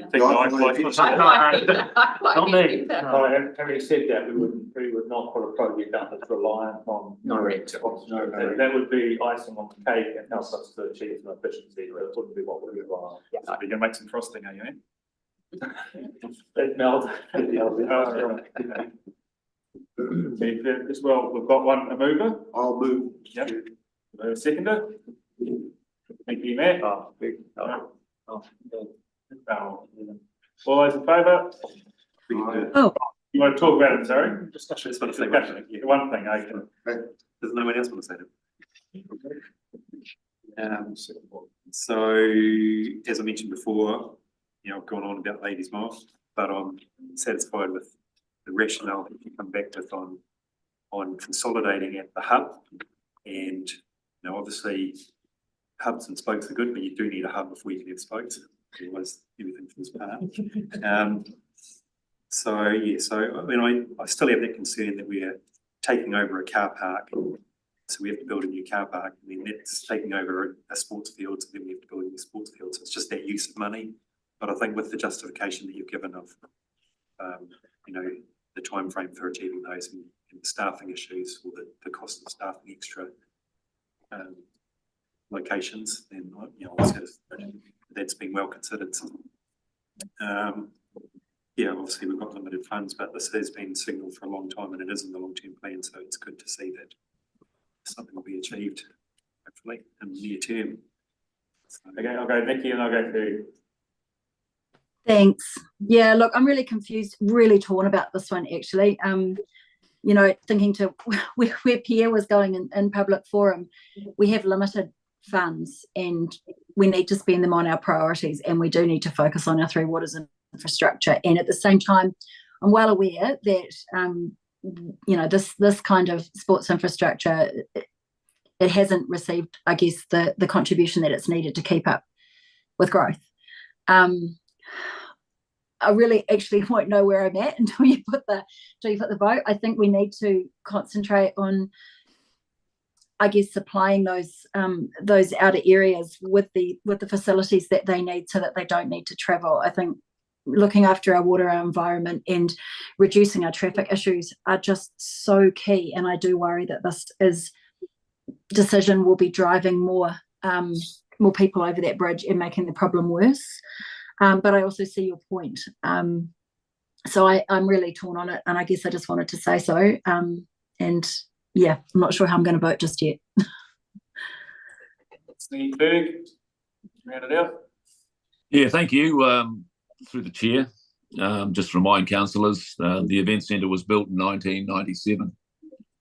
So here we are, 2025, nearly 30 years on, and still only 2 indoor courts that have been servicing our growing, bulging community, as we've seen over the last decade or so, for a long, long time. I feel a little bit proud to have been a part of a council that delivered the Wanaka Recreation Centre, the Wanaka Swimming Pool. This is focusing in on the Upper Clutha, Paitara. Potentially we've got Ballantyne Road, and rightly so for that community. In my time on council, I've seen the event centre being tossed in all sorts of directions when it's come to trying to provide for our recreation and sporting communities. Obviously, through the incredible growth that we've seen. LTP consultation guided councillors about the community wanting to look for more community facilities. If there was ever a facility that needed looking at, it was our event centre. And the time has come, as far as I'm concerned. I'd like to thank staff who, personally, I believe have been put through the ringer on this issue, even those that are no longer with us, that have been a part of fighting for the event centre in years gone by. It has to stop, as far as I'm concerned. We need to remember the role of recreation and sport in the health and well-being and feel-good of our community. We just need to get on with it. Thank you. Any further discussion? Yeah, I'll just follow up with Ferg said. It isn't the LTP. This is just a concept design gateway.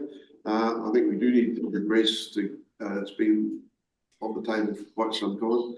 We do take account district wide. There is as Simon mentioned earlier, strategy for the district. There is some obviously work during the LTP process. There's some mutterings from Wanaka that we're getting a fair share of, especially when the recreational side of it, looking at how much was in the LTP for the QEC. So we do know there are things happening in Wanaka, have happened in Wanaka, and we will be pushing ahead with further development in Wanaka. So people out there need to understand there will be an equitable distribution of facilities throughout the district. So that's why I support moving on with this one, and we'll keep working on all those other things also. Well, good, thank you. I'll put it to the vote. All those in favour? Aye.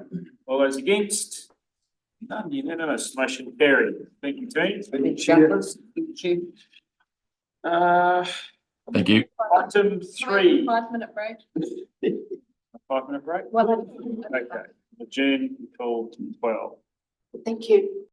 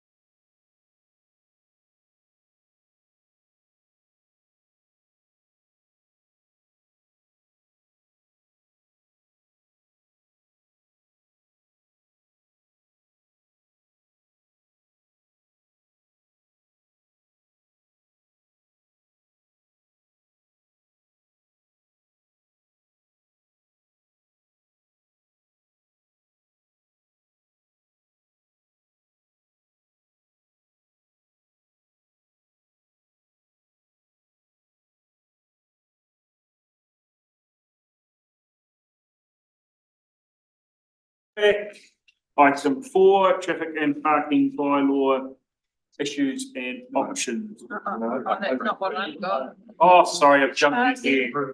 Sorry. I'll be really quick. Yes. Sure, Karen? Number 3, retrospective approval of Queenstown Lakes District Council submission on the resource management consenting and other matters amendment bill, otherwise known as the RMAA bill. If you're quicker than that, I'll be really. Happy to take the report as read, your worship, and just a line around how this is the broader context of the resource management reform program. It's stage 2, so mid-year. Next drop is a whole lot of national direction documents. And then at the end of the year is expected to be 2 bills that will replace the RMA. That will require a significant amount of scrutiny over. In regards to this particular submission, we haven't received the Environment Select Committee report. I'm aware that your worship spoke to this submission, but just updating you that we don't have that outcome and it hasn't had a second read. Right. Questions? So my only question, it's not a criticism, it's just an inquiry, is this was issued in February, but it didn't come to our meeting in March. Through your worship, you're absolutely right. It should have and it didn't, and it is here now. It's good. You talked to this at the committee. Yeah, I'm just trying to remember what I said. I'm sure it follows the submission in front of you right now. I do get talking points put in front of me, and I do actually have to follow the submission. Yes, yeah. Well received. If I remember, I think I got.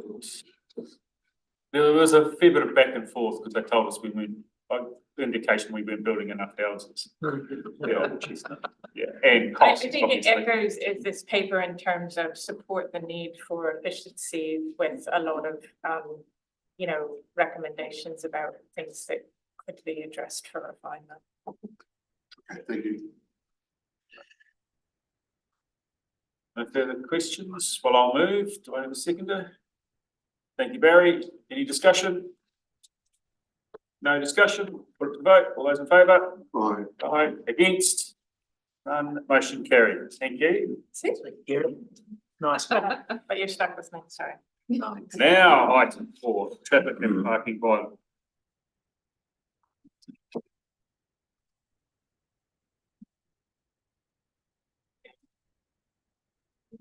Okay.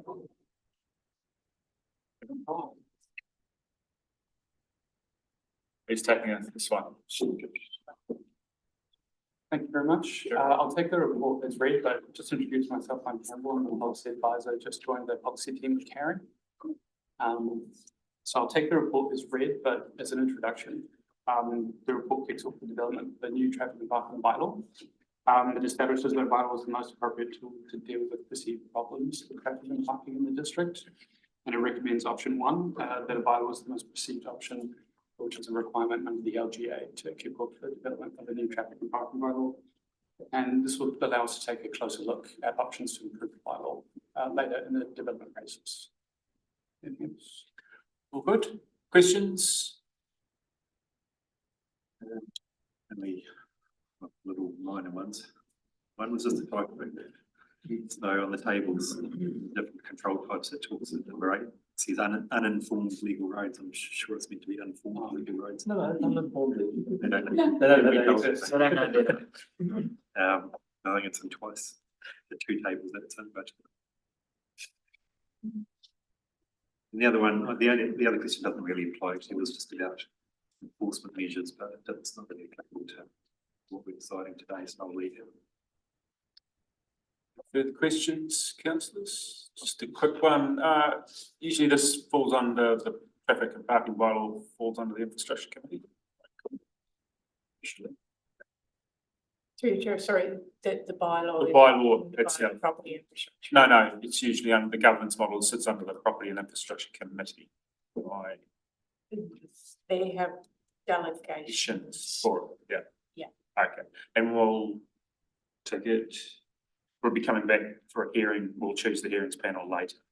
Yes, we're only making that decision, it's the bylaw of the right model to use, not the whole park. Okay. Steady work. Okay, we've got one mover. Do we have a seconder? Thank you. Any discussion? None at all? All those in favour? Aye. Against? None. Motion carried. 18. Yeah, page 9. We've got now item 5, land development and subdivision code of practice update, stage 3. Richard and Sam. Who do we have here? Sam. Sam. Oh, Sam. It's Tony. Sam's Metcalf. Okay, Jane. We can talk about that. Take it away, Richard. Yeah. Yes, thanks everyone for delivering the report in front of you, and we'll take it with read. But just need to introduce myself to people who don't know me around the table. I'm Richard Powell, and I'm the Infrastructure Development Manager, Engineering Manager, and I sit in the Property Infrastructure Department. And with me today is Jim, you all know Tony, and Sam Metcalf, who is one of the engineers who are instrumental in bringing this report today. Well, the report is read. I think I'll go over a couple of the salient points just to outline the process we came to get here today. First of all, we reached out to all consultants, people who work in the industry, and staff to come up with some proposed changes for the code. Work those through, put it out for consultation, which we received over 200 submissions from 24 individuals or other companies. Worked through that consultation process and provided response to every single submission that came in. This was then worked through to a final document, which was taken to the Infrastructure Committee for endorsement on the 13th of March, which got the endorsement was granted there based on a minor change to a couple of words, which have been changed in the document that you've seen that's in front of you today. And that's it. Okay. Questions, councillors? Just a comment to make really, so thanks for bringing this to us, and it has been already through the Infrastructure Committee. It was noted, we had a public forum at the committee meeting, and it was noted by speakers the appreciation of the collaborative approach that you've taken with the parties that use the standard, and taking on the feedback, and a lot of feedback was taken on for the code of practice that you put forward, so it was really appreciated, so thank you very much for that work. The only other thing I was going to just elaborate on that wording change that you mentioned that came about from our committee meeting. And it related purely to the definition of, well, the description of work under the definition of a suitably qualified and experienced person. There was a change that had come in from the consultation of differentiating small scale and large scale work and the types of people that could, or qualifications that could be used for that work. After some debate at the meeting and in some public forum presentations, we arrived at the position that's now in the code of practice that we've taken in the large scale and small scale because they weren't defined anyway, but there's enough definition in the code as it stands for complex engineering work to be carried out by persons with a certain qualification, and also descriptions of other specific items of work that need to be carried out by those qualified persons as well. So that was the change that came about from our meeting, which I see has been accommodated in the documents. Yeah, and following that, we met with Steve Winter, the person who made the submission, and we're working on our way to include the other things that he wants in the next round as well. Good. Yep. Okay. And yeah, and the background to all of that was that there was enough to capture that complex type of work in the code, and the allowance for you to ask for a peer review at any point. It seems what's needed anyway, so satisfied with that as a committee. Yeah, questions? Good question. Now the transport, roading and transport one, which is obviously one I get most queries about. The plan for 2026, have you got on your program, is it early 26 or late 26? I haven't put much thought to that. Okay. Which I will do after we've got this one put away. But you've been getting good at it, aren't you? But I can let you know as soon as we've got a program. Okay, thank you. That's okay. Just to add to your workload, Richard, Renford submissions, a fair bit just based on stormwater, because that was the focus of these amendments. The temporal storm, design storm patterns, we seem to still be relying on, let's say, documents outside of the district, mainly Auckland. When are we looking at actually providing some consistency in design storms and like the temporal rainfall patterns we see here? Yes, compared to documents that pretty much haven't assessed rainfall patterns here. Yeah, so we did have an ambition to get those into this round. We started the procurement for a consultant to undertake that work. The timeframes didn't really work out for what we were trying to achieve here. It's a considerable amount of work that came in that was asked for after the consultation period. So we plan to wrap that one up into the next round, which would be more focused on road, like Lyle said, but there's also a couple of outstanding things that we couldn't get comfortable with in the timeframes we had, which we just reverted back to status quo, and we'll take them up again. The result from the initial investigations we've done is that there will be approximately 6 different rainfall graphs to account for the different rainfall patterns we have over our developable areas in our district. Okay, the other one was, I still see we've got RCP 8 for stormwater design still in there. Yeah. When we had, 2 years ago, we had the IPCC say that we're tracking around the 4 to 5. Why are we still sticking with 8? That's the question I got for you. Yeah, we've gone, we've looked at that and reviewed that. We've gone for 8.5 as that's also consistent with all other councils across New Zealand at the moment, and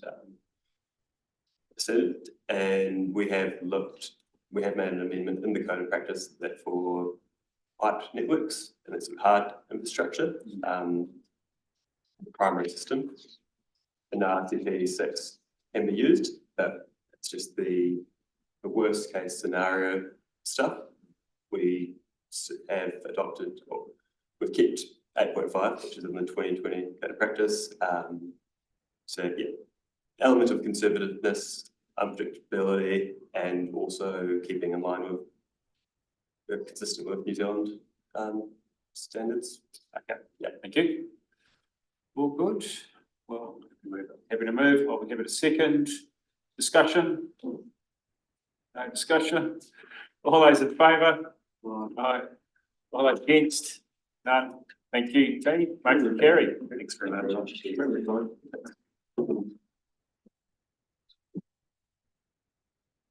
Right.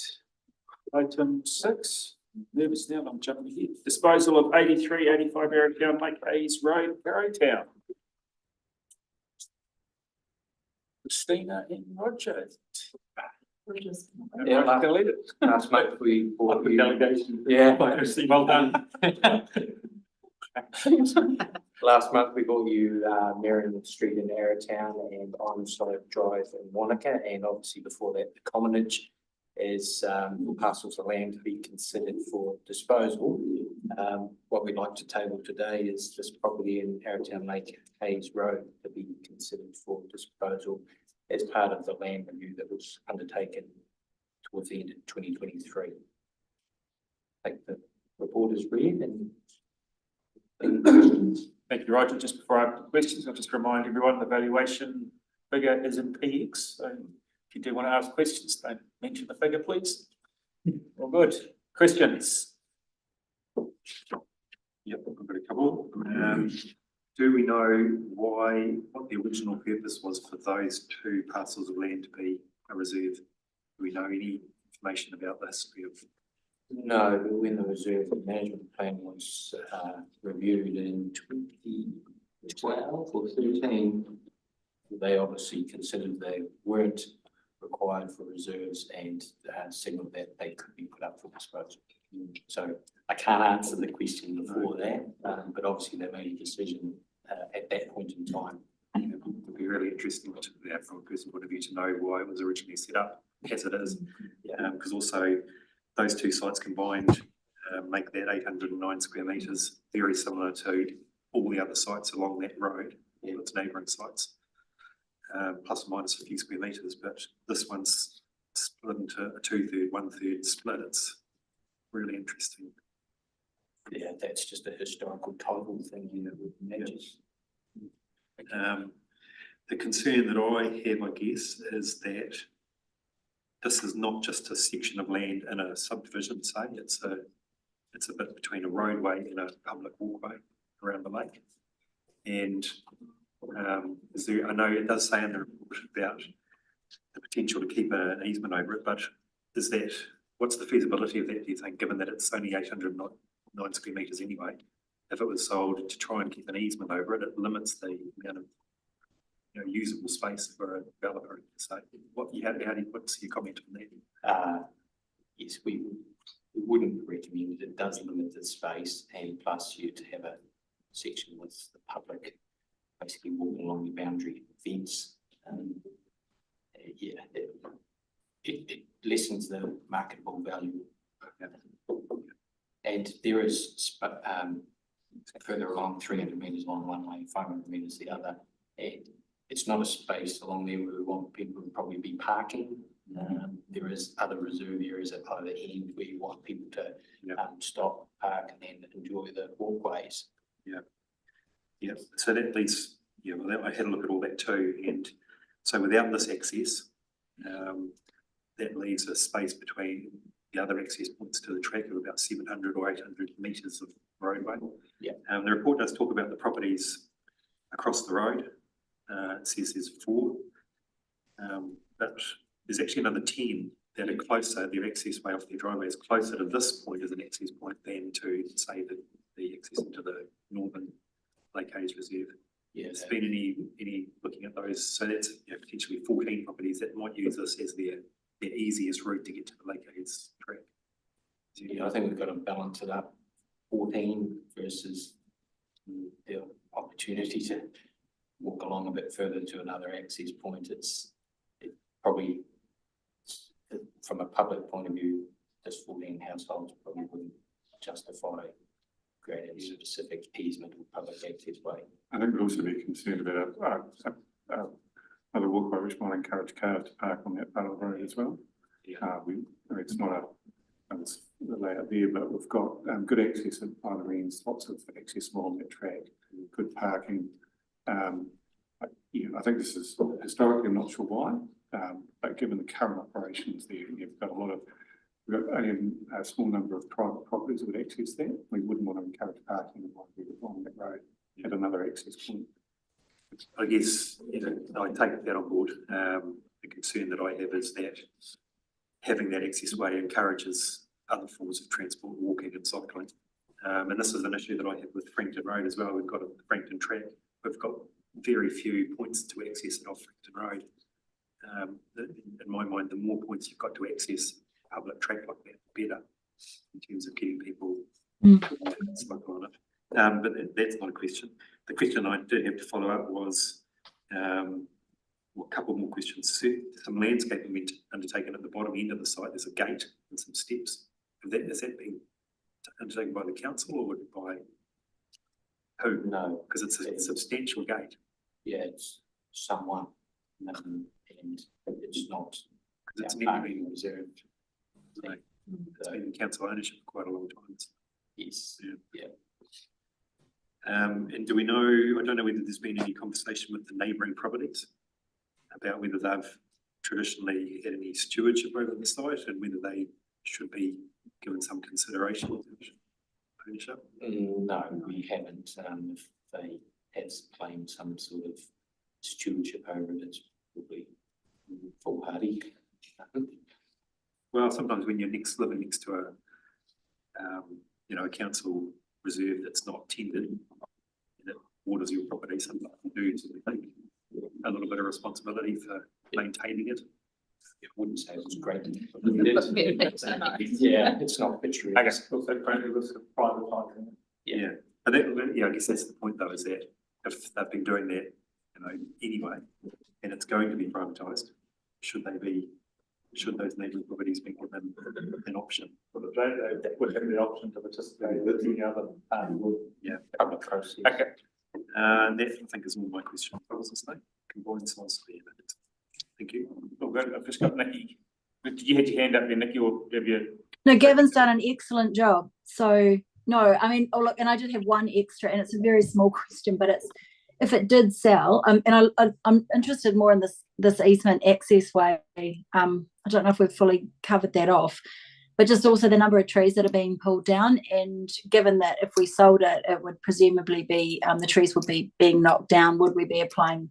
Could we voluntarily apply the tree policy and look at replacing tree numbers around the place, because it looks significant, but like I said, it's a small question in the big scheme of things.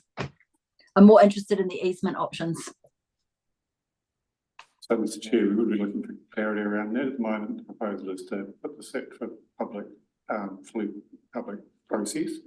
The question of the easement has been raised, but at the moment, I don't think we're proposing to create an easement unless we're told to. It's to sell the entire block as is, whereas without any encumbrance. We need to be clear around that. If councils want us to do something other than that, we would need to have that sort of specifically noted. Otherwise, we will proceed on the basis of a full public auction process and get the highest value. All good? Did we get the valuation didn't talk about how it would be altered by provision of an easement, did it, or did I miss that? Yeah, that was at point number 7. Okay. With 7, there'll be reduction in the value. Yeah, and we can't talk about quantum. No. An estimated 5% in paragraph 7, page Okay. 141. Oh, good. Thank you. That's easy then. Yeah, so I'm interested in. I'd be interested in creating the easement, given the 5% value reduction. In terms of thinking longer term about. Oh, sorry, we're into discussions, aren't we? No, we're in questions. So it has to be a question. I'm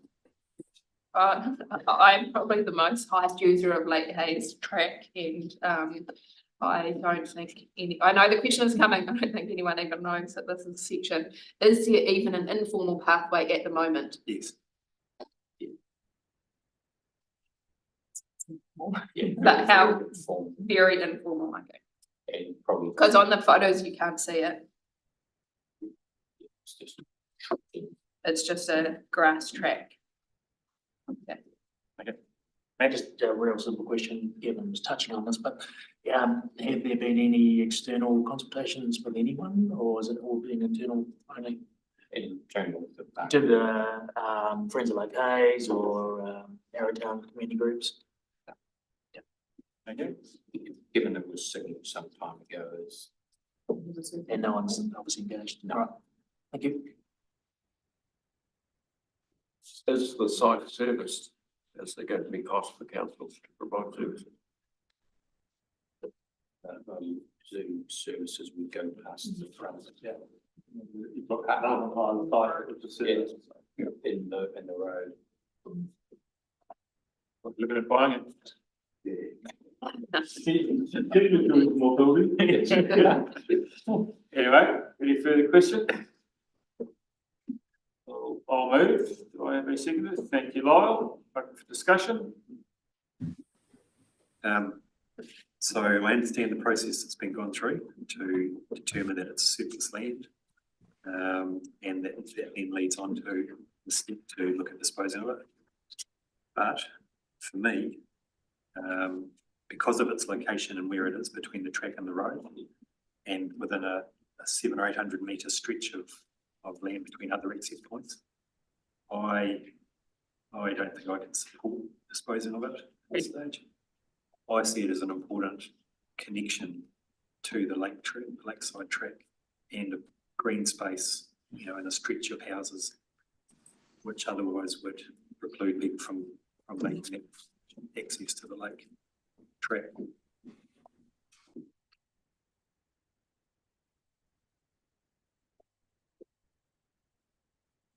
I am to the contrary of that.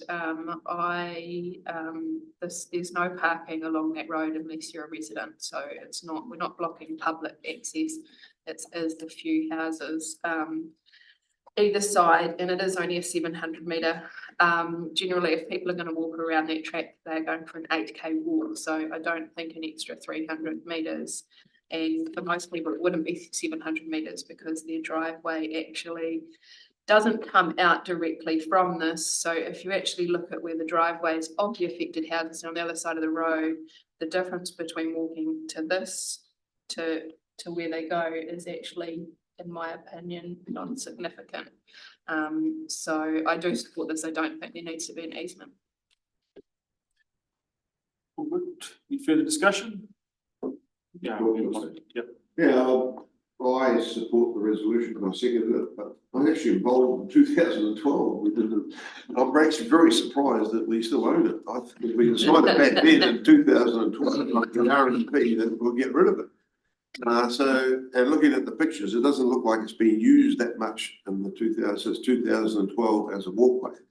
And also the value that we'll get from this is of better benefit to our wider community than keeping it. So that is the reason I second it. Thank you, Lyle. You just made Ferg feel like a young pup. I'll put it to the vote. All those in favour? Aye. Against? Me, one. Yeah. Motion carried. Thank you, councillors.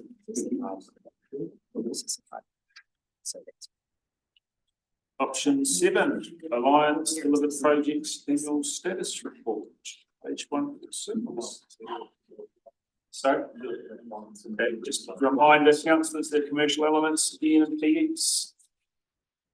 Thank you. Take it away, Jeff. Thank you. Taking the report as read, but I thought it'd just be prudent to provide a very sort of quick summary. While we still have 3 projects ongoing with delivery in the Alliance, the works have really split into 2 key work streams now. So we have the physical works carrying on the arterial, and we're really driving towards construction completion during May. So focus on the side roads and the most public impact being the Lower Ballarat stormwater. We're having the great news is we've passed the really high risk stages. We now have the stormwater connected from Queenstown Hill, having a continual link right through the Horn Creek. And we have managed to get our way around all the Wellingtonian tree roots, which was a big concern for everyone. Intersection will be open as planned end of next week, and then our footprint will just shrink to the head wall for another month or so. So that's work stream 1, physical works. The second part is the closeout of street upgrades and Lakeview, and really great alignment between the Alliance and the property and infrastructure teams doing all the QA documentation and acceptance of the assets. Yeah, questions, councillors? I'm not sure we've been, just an update on some of the, throughout the talk, keep talking about variations, that the arterial, due to a number of proposed variations, then in the Lakeview, 2 variations. Now I'm just trying to, can you remind me, have we heard about these, or we know what these variations are? Are we allowed to talk about them now? Or there's more detail in the attachment, which is in the PX section. That's what I thought, yeah, okay, I'm sorry. So now, happy to talk about those if you want to, but. Well, I'll have to move it to PX. Okay, no, I'll give a bit of that. Can you talk a bit more explanation about the top 5, top 4 stuff with NZTA? Just explaining that a bit better or not? No? Again, that was PX. Okay. We can move into it if you want. I'll stand back. Okay. Okay, I'll go Ferg, then Nikki. Go Ferg.